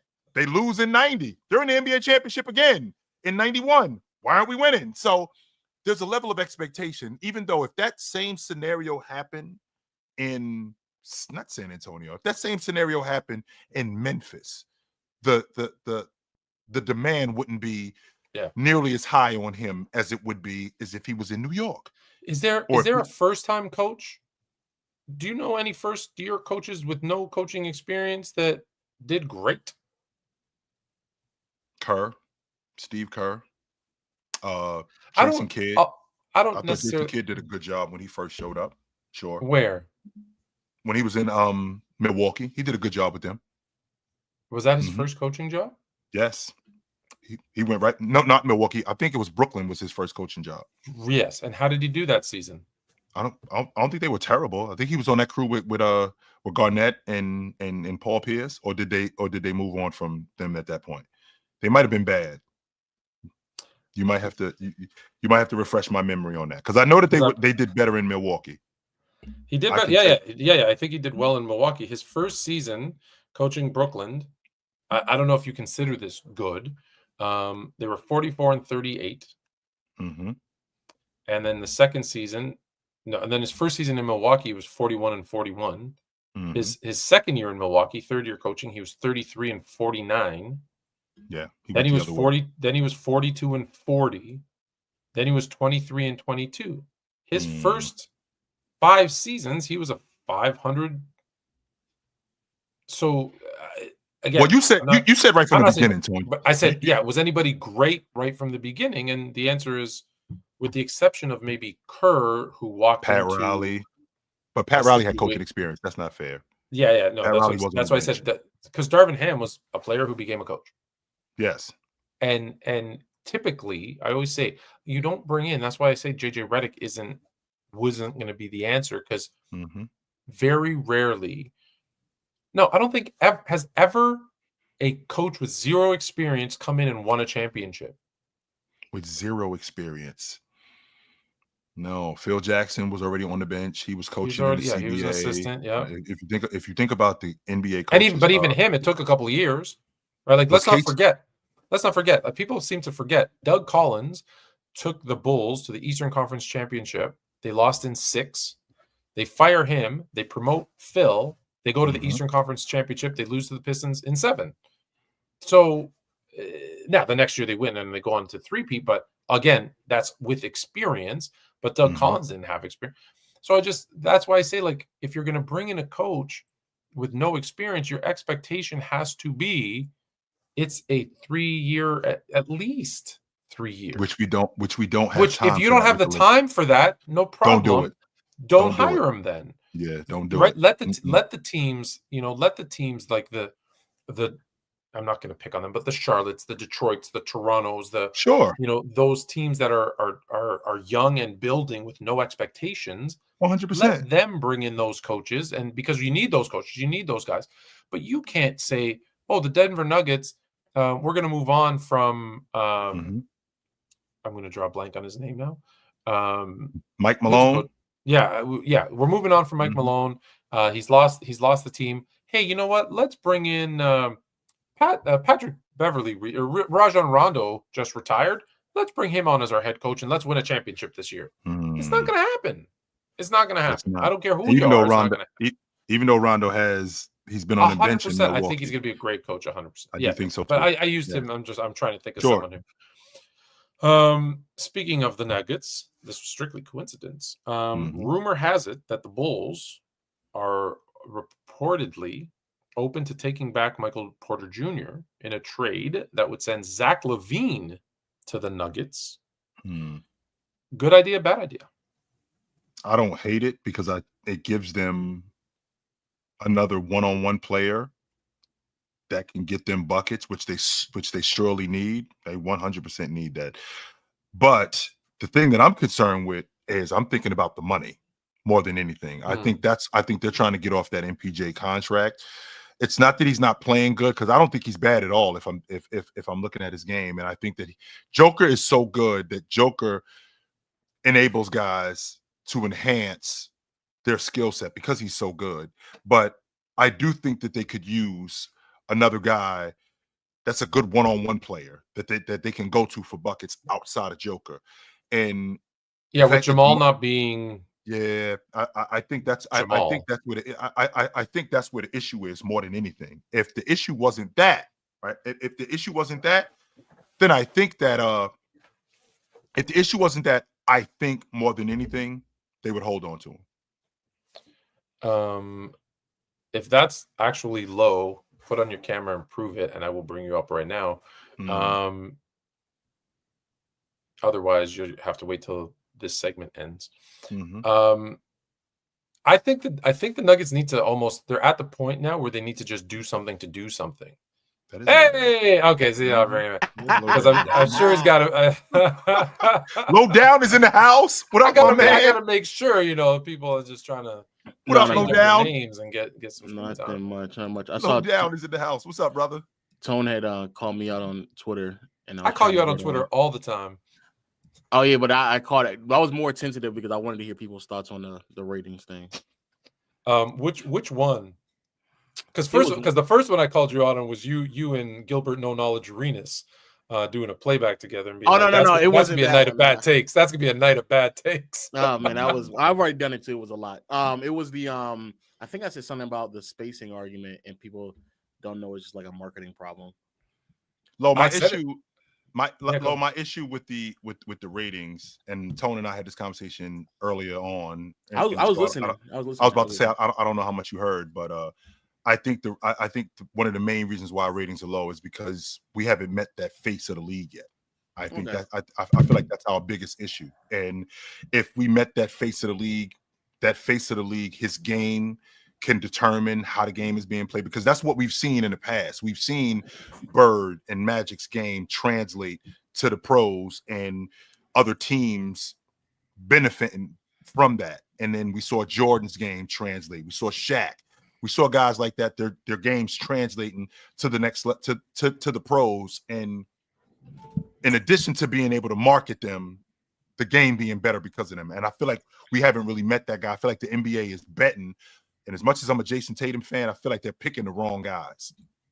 I want to be clear when you say it's spacing and it's not, sorry, they don't understand spacing and it's marketing. I want to be clear. I understood what you were saying. So tell me what you mean by that, and then I'll respond. I think there were certain people whose like arguments were effectively. I agree with Chill. So let me be clear. I agree with the concept of like marketing stars better. But there was this concept that like they should like put a threshold on 3-pointers, and I was like, that makes like absolutely no sense at all, because like the argument in terms of why people are shooting threes is really just a strategy argument. People shoot threes because that is strategically the most efficient way to score, but that's been an ongoing theme throughout the league of the history of the NBA, right? So when people talk about spacing, people thinking that like if we put a cap on threes, that's going to change things. Like, no, all it's going to do is either A, force teams to hold on to their 3-pointers until the end of the game, and then at the fourth quarter, we're going to have a 3-point contest. Or as soon as you don't have 3-pointers anymore, then your spacing is going to be messed up, and then there's going to be 2 big lineups, and everybody's going to slow down.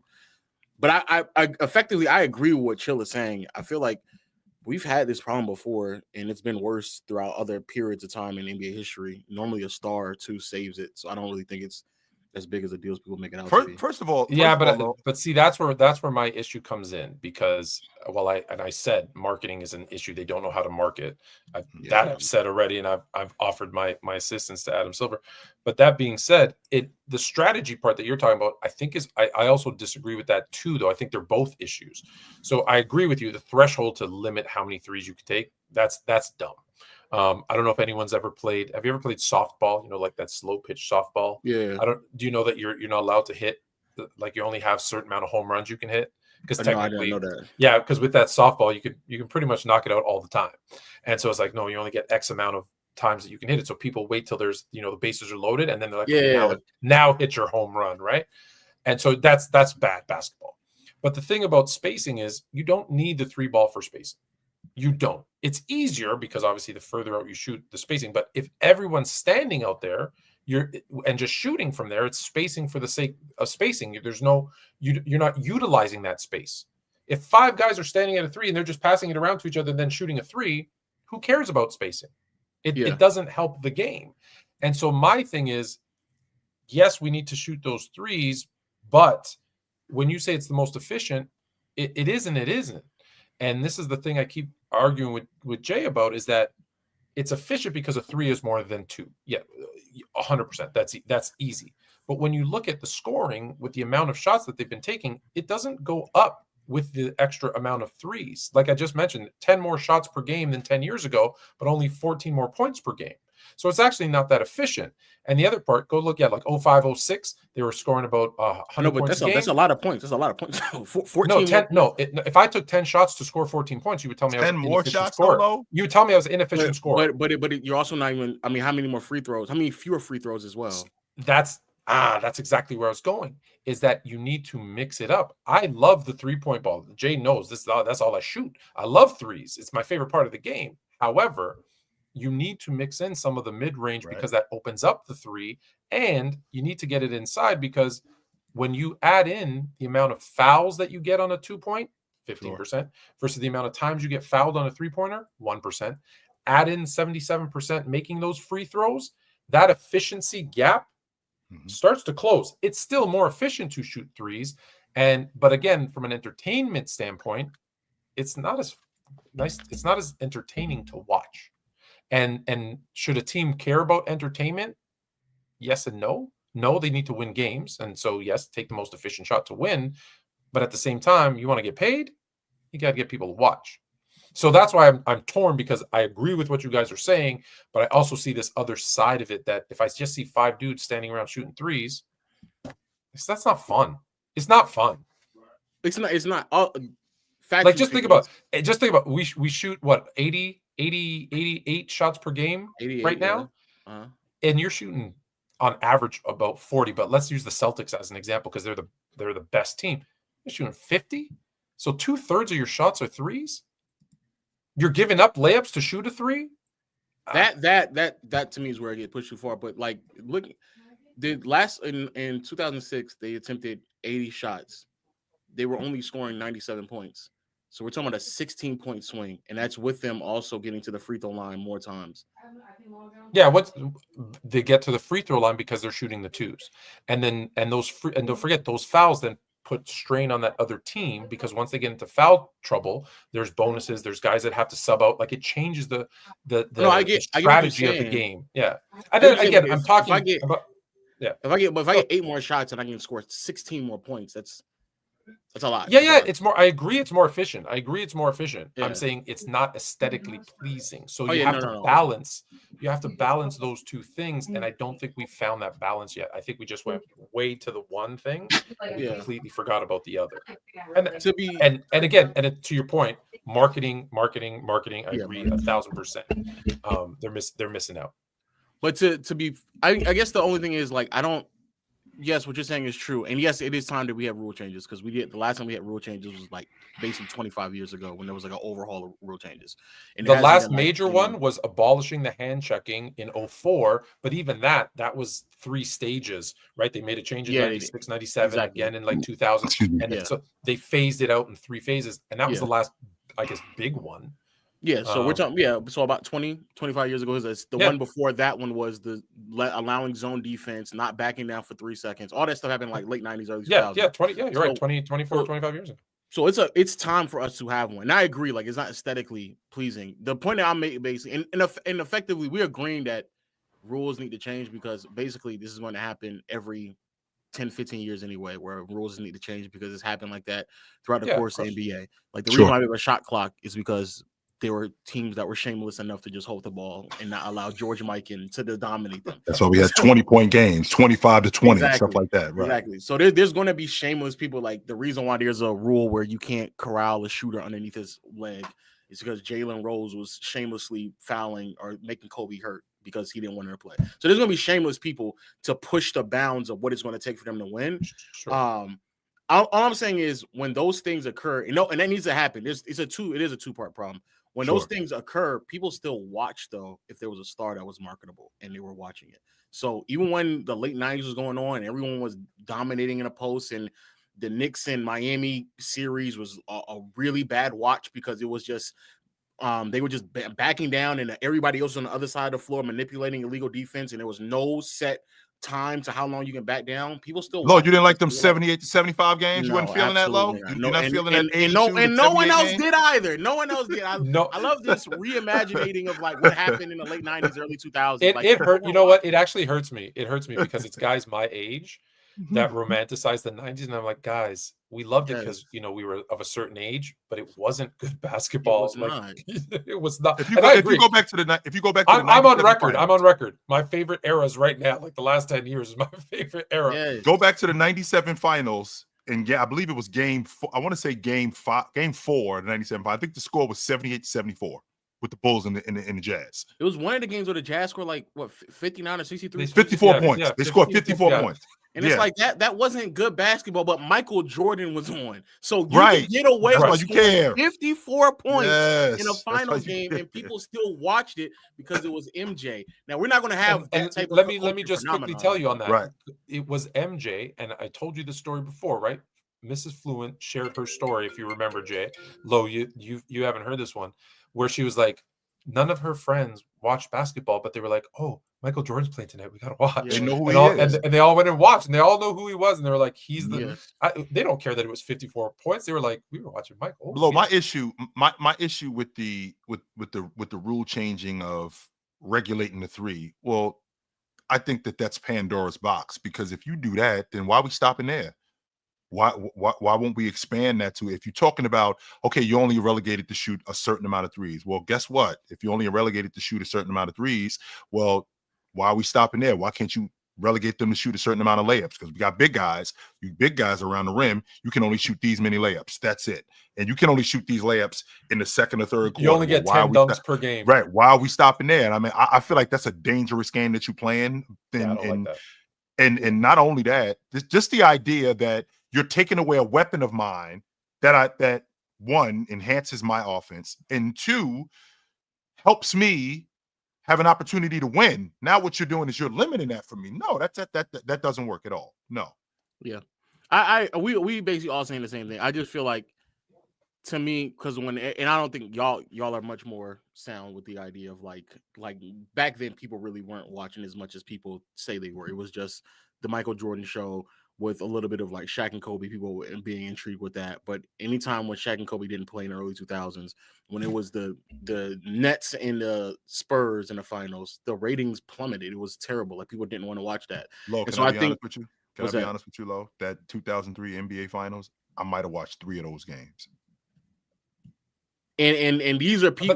That's always gonna be the case, though. That's what I'm saying. Yeah. People just there's not marketable stars right now. I think that's a much bigger problem. They need to fix the issues. I think there is marketable stars. I just I agree. They don't know. They don't know how to market them. Yeah. And I'm a Duncan guy, by the way. I love Duncan. Love him. Yeah, but he wasn't marketable. He was in San Antonio. So you got a small market team. I don't even like the small market argument, because they found a way to market KD and Russ.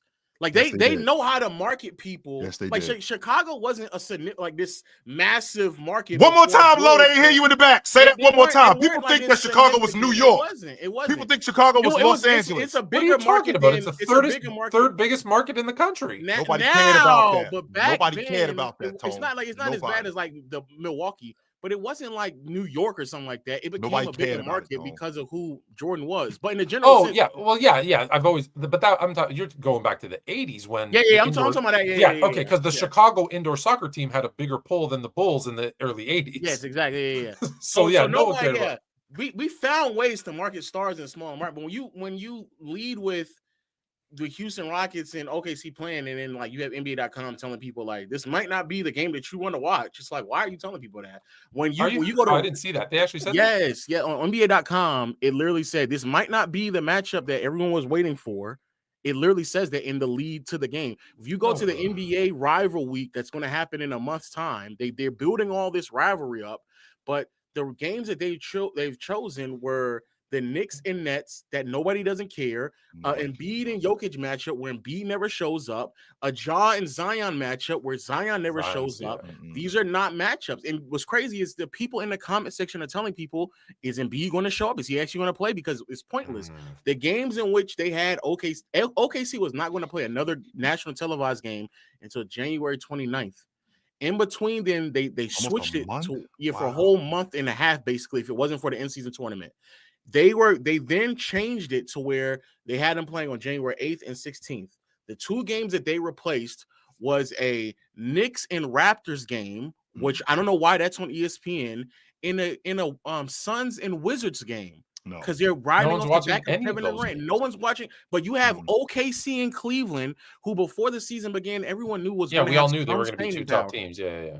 So I think that to me is the biggest problem. Yes, they need to change rules. Yes, they need to become more fluent with some of the offensive repertoire with how like the shot selection is. Sure. But like the biggest problem is like you're picking terrible games. You're picking stars that aren't really panning out, and you're holding on to them and hoping that they work. I vividly remember once Vince Carter decided that he wasn't going to dunk anymore, and they moved him to New Jersey. People stopped watching Vince Carter. They were no longer interested, and they moved on to the next thing. After like 2003, people are already on to the next thing with Iverson. I think David Stern did a really great job projecting what the future was going to be for practically 30 years in a row. It's actually very impressive what he did. But yeah, if you think about it, even go back even to Magic, right? Like David Stern, David Stern was still the assistant commissioner or the vice president, and he was like, "We're going to give this Finals MVP to you, Magic, because you're the face. You've got the personality that Kareem doesn't, and even though he's averaging 33 and whatever for the series, he's not in the final game, and you're going to be the face. You and Bird are going to be the face." He identified that early. He identified Jordan early. To your point, when someone started to fail off, he identified the next thing. I don't think Adam Silver has that. Because we're still getting KD, Curry, and LeBron matchups. We're still holding on to. What are they still doing here, Lo? What's happening right now? Why are we still highlighting these guys? If the two stars combined age is over 75, you've got a problem. We need to move on. Yeah, and what's crazy is like the part of the reason why it's specifically national televised games is because we're sitting here hoping that Embiid shows up and plays. It's like, bro, move on. Like we need to. It's time to move on from these guys. Lo, who do I got to know to get on your playback, bro? Like, what's up, bro? Oh, you can just talk to me. It's just me. It's just me. Who's your booking agent? I see him on. Goodness. I didn't get no invite. Chill. He didn't chill. That's what I got to deal with on the regular. I know. I got to deal with on the regular with this guy, Lo. It's crazy. It's crazy. No, I can get you on. It's nice. I mean, it's easy. It's not that big of a deal. But I do got to see, man. How you been? Yeah, absolutely. Low down. It's good to see you, brother. I know you got to move. I know you're a busy man. So thanks for coming through. We appreciate you, brother. 15 minutes. All right, go after this. Go check out. Are you doing your playback? What game are you doing? I'm doing the game starts at 15 minutes. I'm about to do playback in 15 minutes. Minnesota and Kings and Lakers. Oh, you're doing Kings Minnesota's and already Lakers. started right now. It's already started. You're doing a Laker game and you didn't invite the Laker fan. All right, that's cool. Oh man, all right. We'll see. Stay in touch, brother. Good to talk to you, Low Down. Absolutely, brother. Good to see you, my man. No doubt. Low down coming through. That's what's up. Andre King is in the building. What's going on, gentlemen? What's up, I'm man? battling a little bit of the seasonal right now, so my voice, I got a little bit of the Louis Armstrong right now because I'm battling. That 30 degrees will do it. That 30 degrees, that 35 degrees will definitely do it. I'm coming back. Shout out doctor's office. I got my antivirals, so it's the reference season. I'm not gonna do my impression, but just so you know, I can sing like that, and it drives my kids crazy. Yes. Actually, I was doing because I like to get on the MIC to do a little karaoke. So I was in class, and I gave the students a little taste, and then right after that, the throat issue came in. But again, fortunately, I got the medication, so I'm coming back strong. It's been too long. Life has gotten a little bit busy, so I haven't been checking in like I need to. But with this winter vacation, I'm gonna be back regular, checking out the programs and keeping up with the conversation. Yes, sir.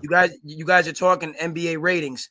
Listen, for me, we do have to put some respect on Adam Silver's name in terms of what he's doing along these ratings. I'm talking about the power move he made with Inside the NBA and them switching over. Show's not going away. We're going to move them from TNT. They're going to come over to ESPN.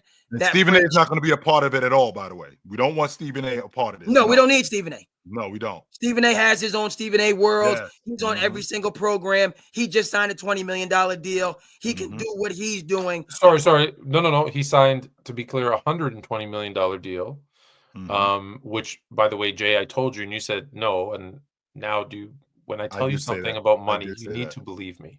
I did say that. I was wrong. I was wrong. They did money, $20 million a year. Yes, a year, yeah. But, it will have no impact. And I think Inside is just going to continue to add value to the game. And people are going to tune in. They want to hear what Chuck has to say. Shaq brings the color. EJ, Ernie Johnson is the baseline. Kenny Smith is the stoic perspective. So, listen. And then, again, Adam Silver, the NBA, okay, the ratings, nobody's disputing that. But he's not afraid to roll the dice. This in-season tournament, people want to go back and forth on it. He got it right in having it to start the season. At first, I'm saying in-season tournament, that'll be kind of in the doldrums, right? January, February. No, we need to launch the plane. We need to get to Christmas Day. All right, that's the emphasis. And we need to get those eyes focused on NBA basketball because Christmas Day is kind of where, for casual fans, the season begins, and then trying to sustain that momentum through those. Again, January, February, March is Those going to are the be dog tough. days. Those are Yes. the dog days. You know, and you guys are talking about, you know, the Bulls and scoring being down, you know, a further conversation about the changes in the game and some of the possible rules. For people like us, I would have watched Michael Jordan score 12 points. I would have watched Michael Jordan shoot. We're already on the hook. They already got us on the hook. They Right. already got us. You know, but the NBA, Jerry Colangelo, David Stern, they did those innovative things. They got rid of hand checking. Shout out to Derek Harper, New York Knicks. He used to hold the people down. Chilltown, you know exactly what I'm talking about. I do. They opened up the game, made it less of a contact sport, made it more of a skill sport with some contact. All Sure. credit. So I think that, you know, but what we have now with teams shooting 75 threes in a single game, Ugh. the same things that are affecting baseball, the stat nerds that come in with all of their nice degrees, you know, and their Sperry shoes and all of the, you know, and you say, okay, this is what the AI says. So this is how you're going to play, irregardless of what it is aesthetically. Mhm. That's where I think because and then you throw the load management in with that. I got a bunch of B tier level players running around playing worse than rec basketball. You both know what I'm talking about when you see these youth games. All these little kids, they just want to sprint to the 3-point line. Never Right. mind, not one of them shoots 1,000 threes a day like Steph Curry. But because Steph Curry, that's how they want to play. That's an issue. I think it's those two things together. Guys sitting out and then just pure analytics. We're just going to shoot as many threes, and whoever makes more threes wins, and just move on. It's not, you know, I heard a good argument that was made, and I'll kind of wrap this point up. I have one further point because you did mention my New York Knicks, that the college game is more, the ratings are stronger, because you kind of have a connection. Even though these guys are switching every year, you connect with Duke, you connect with Kansas, you connect with Kentucky. So you follow the brand more than you do the individual player, but then also it's real basketball. And you have guys, Bruce Pearl, Danny Hurley, you know, you have guys actually building, you know, players to be, you know, Mick Cronin, Cuba to be Davis. the next generation of great. They're learning how to play real basketball Sure. and not analytics ball. And that's why, you know, it's more. And more of those guys stay around, and more of those guys are at Kansas. More of those guys are at Duke. More of those guys are at those major programs, Seton Hall and Rutgers. Despite, you know, you'll see a one and done guy, but more of those guys are there than they are in other places. And on top of that, in college basketball, those guys are there more in the lower level Division I schools because you get to see them grow, because those guys aren't going immediately to the NBA. So you see the mid-major schools that become a big deal in the NCAA tournament, like Loyola Chicago, right? When you see teams like that in the Final Four that drop, or you see a team that drops Kentucky, like St. Peter's, or you see Fairleigh Dickinson dropping Purdue. Why? Because they got a bunch of 3rd and 4th year guys as opposed to these 1-year guys that you have. You get to grow with these guys and you get to see them grow up, as opposed to, you know, guys moving around like they do in the NBA. Now, I think that's the future of college basketball, off the strength of what the NIL has. But I think that in the lower divisions, in like the mid majors and the low Division I schools, I think you're going to see these guys sticking around, and I think you're going to see those teams getting better. And those are maybe some of the guys that are going to advance forward into the NBA. Your Damian Lillards of the world. Okay, we obviously know Steph Curry. You know, Sure. we obviously know Ja Morant.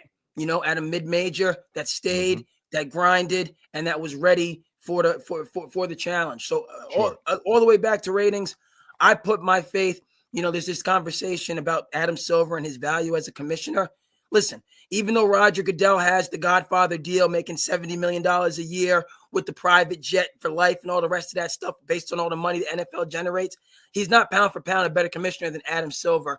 And Adam Silver being the next iteration of the late, great David Stern in terms of how to get people to tune in. They know what they're doing. You both know I was younger. You was with Bob Hurley at St. Anthony's. Tape delayed games in the 80s. Are you kidding me? Yeah. This is the league of David. But tape delayed games were there because the shows that were on were getting higher ratings. the product on the court still matters, right? Mash. The reason MASH was on instead of a basketball game is more people watched MASH than a basketball game, and it was because people didn't know the game. There were fights, there's so many things going on that they had to delay it. They made a better product, they marketed it better, and then the viewers came. Here's the problem. Even with the star, as you mentioned, as Giannis in the NBA Cup final, it was down 10% in the ratings from last year. And that's why I say, if you don't have a star in next year's, that's going to be down again. Ratings are down. Last year, there was down 12%. To start the season, ESPN's down 28% on their games versus last year. But they have those stars, though, Tone. They're not marketing them. I agree. Giannis is a star. I agree. They're not marketing. The fact that they're not marketing Giannis better is a Giannis should be all over the place. He's very personable. He's funny. He's outgoing. Yes. Like he's actually the type of guy they should have built around 5 years ago, so that now he'd be the guy, and we'd be worrying, okay, what happens in 5 years when he starts to age? And now we start thinking of the next guy. They missed that boat. Right. So Adam Silver, I'm not saying he did a bad job. What I'm saying is he's missing his opportunity because his focus has been on the wrong thing.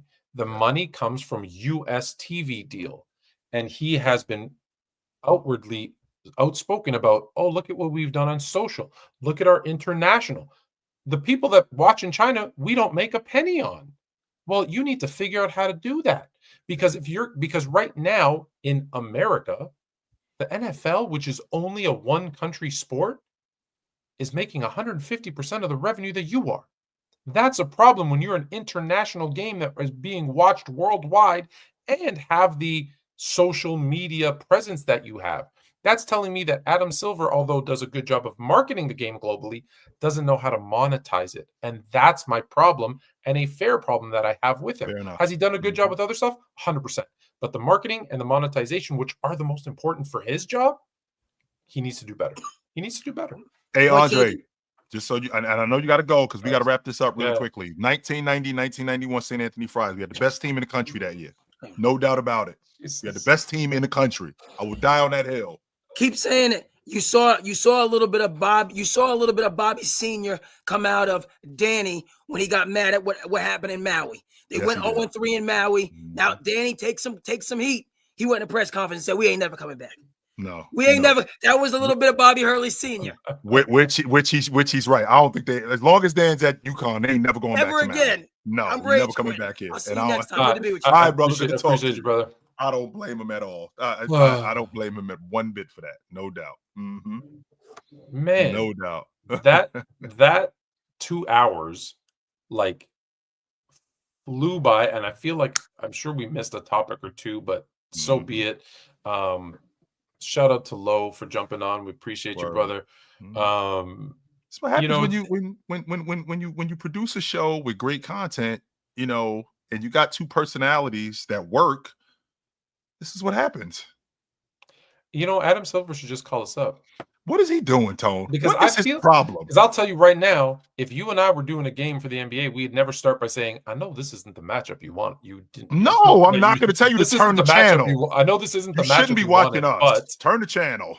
The hell? Listen, this is going to be a really boring episode of Fluent and Chill. You're probably not going to want to stay tuned. If you got other things to do, guys, you might want to go do something else. You got some laundry? Here.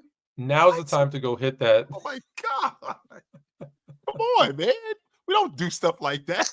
No, especially when you're trying to get eyes and keep eyes on your product. We're not going to tell people. How bad is that? That is. I had no idea. I need to go find where that happened, because that's going to make a funny. To be honest with you, and Lowe's very credible for me. I don't think I believe that. I don't. I'm not sure I believe that, Tone. I don't. No. Low. And Low is very credible. The 95% of the stuff that Low says, I'm with it.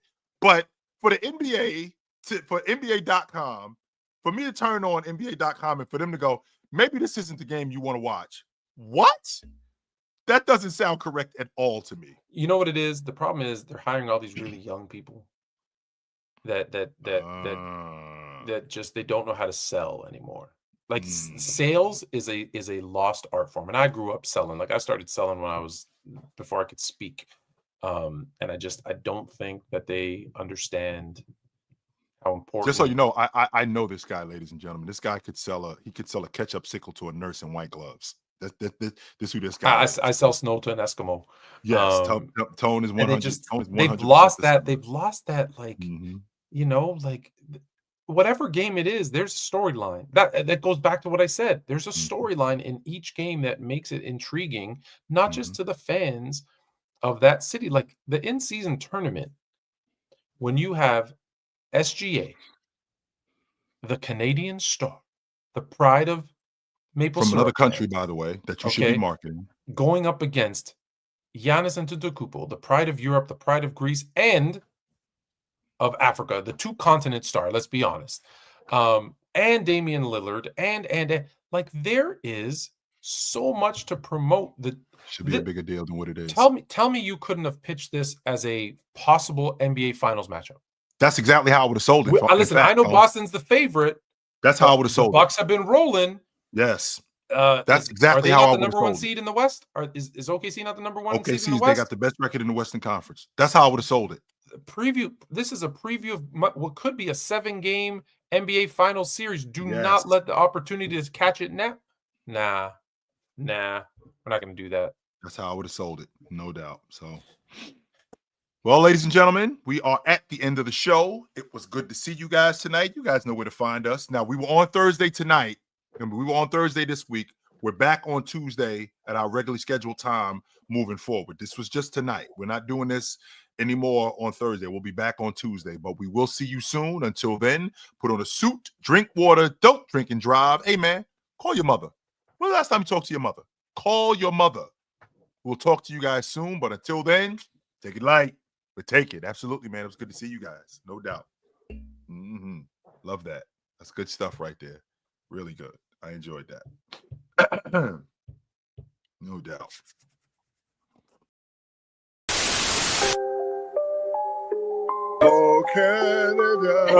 Put on a suit, drink water, don't drink and drive. Hey, man, call your mother. It means nothing. It means nothing. Nah, they lying to you. It's about the money. Now you're more fluent.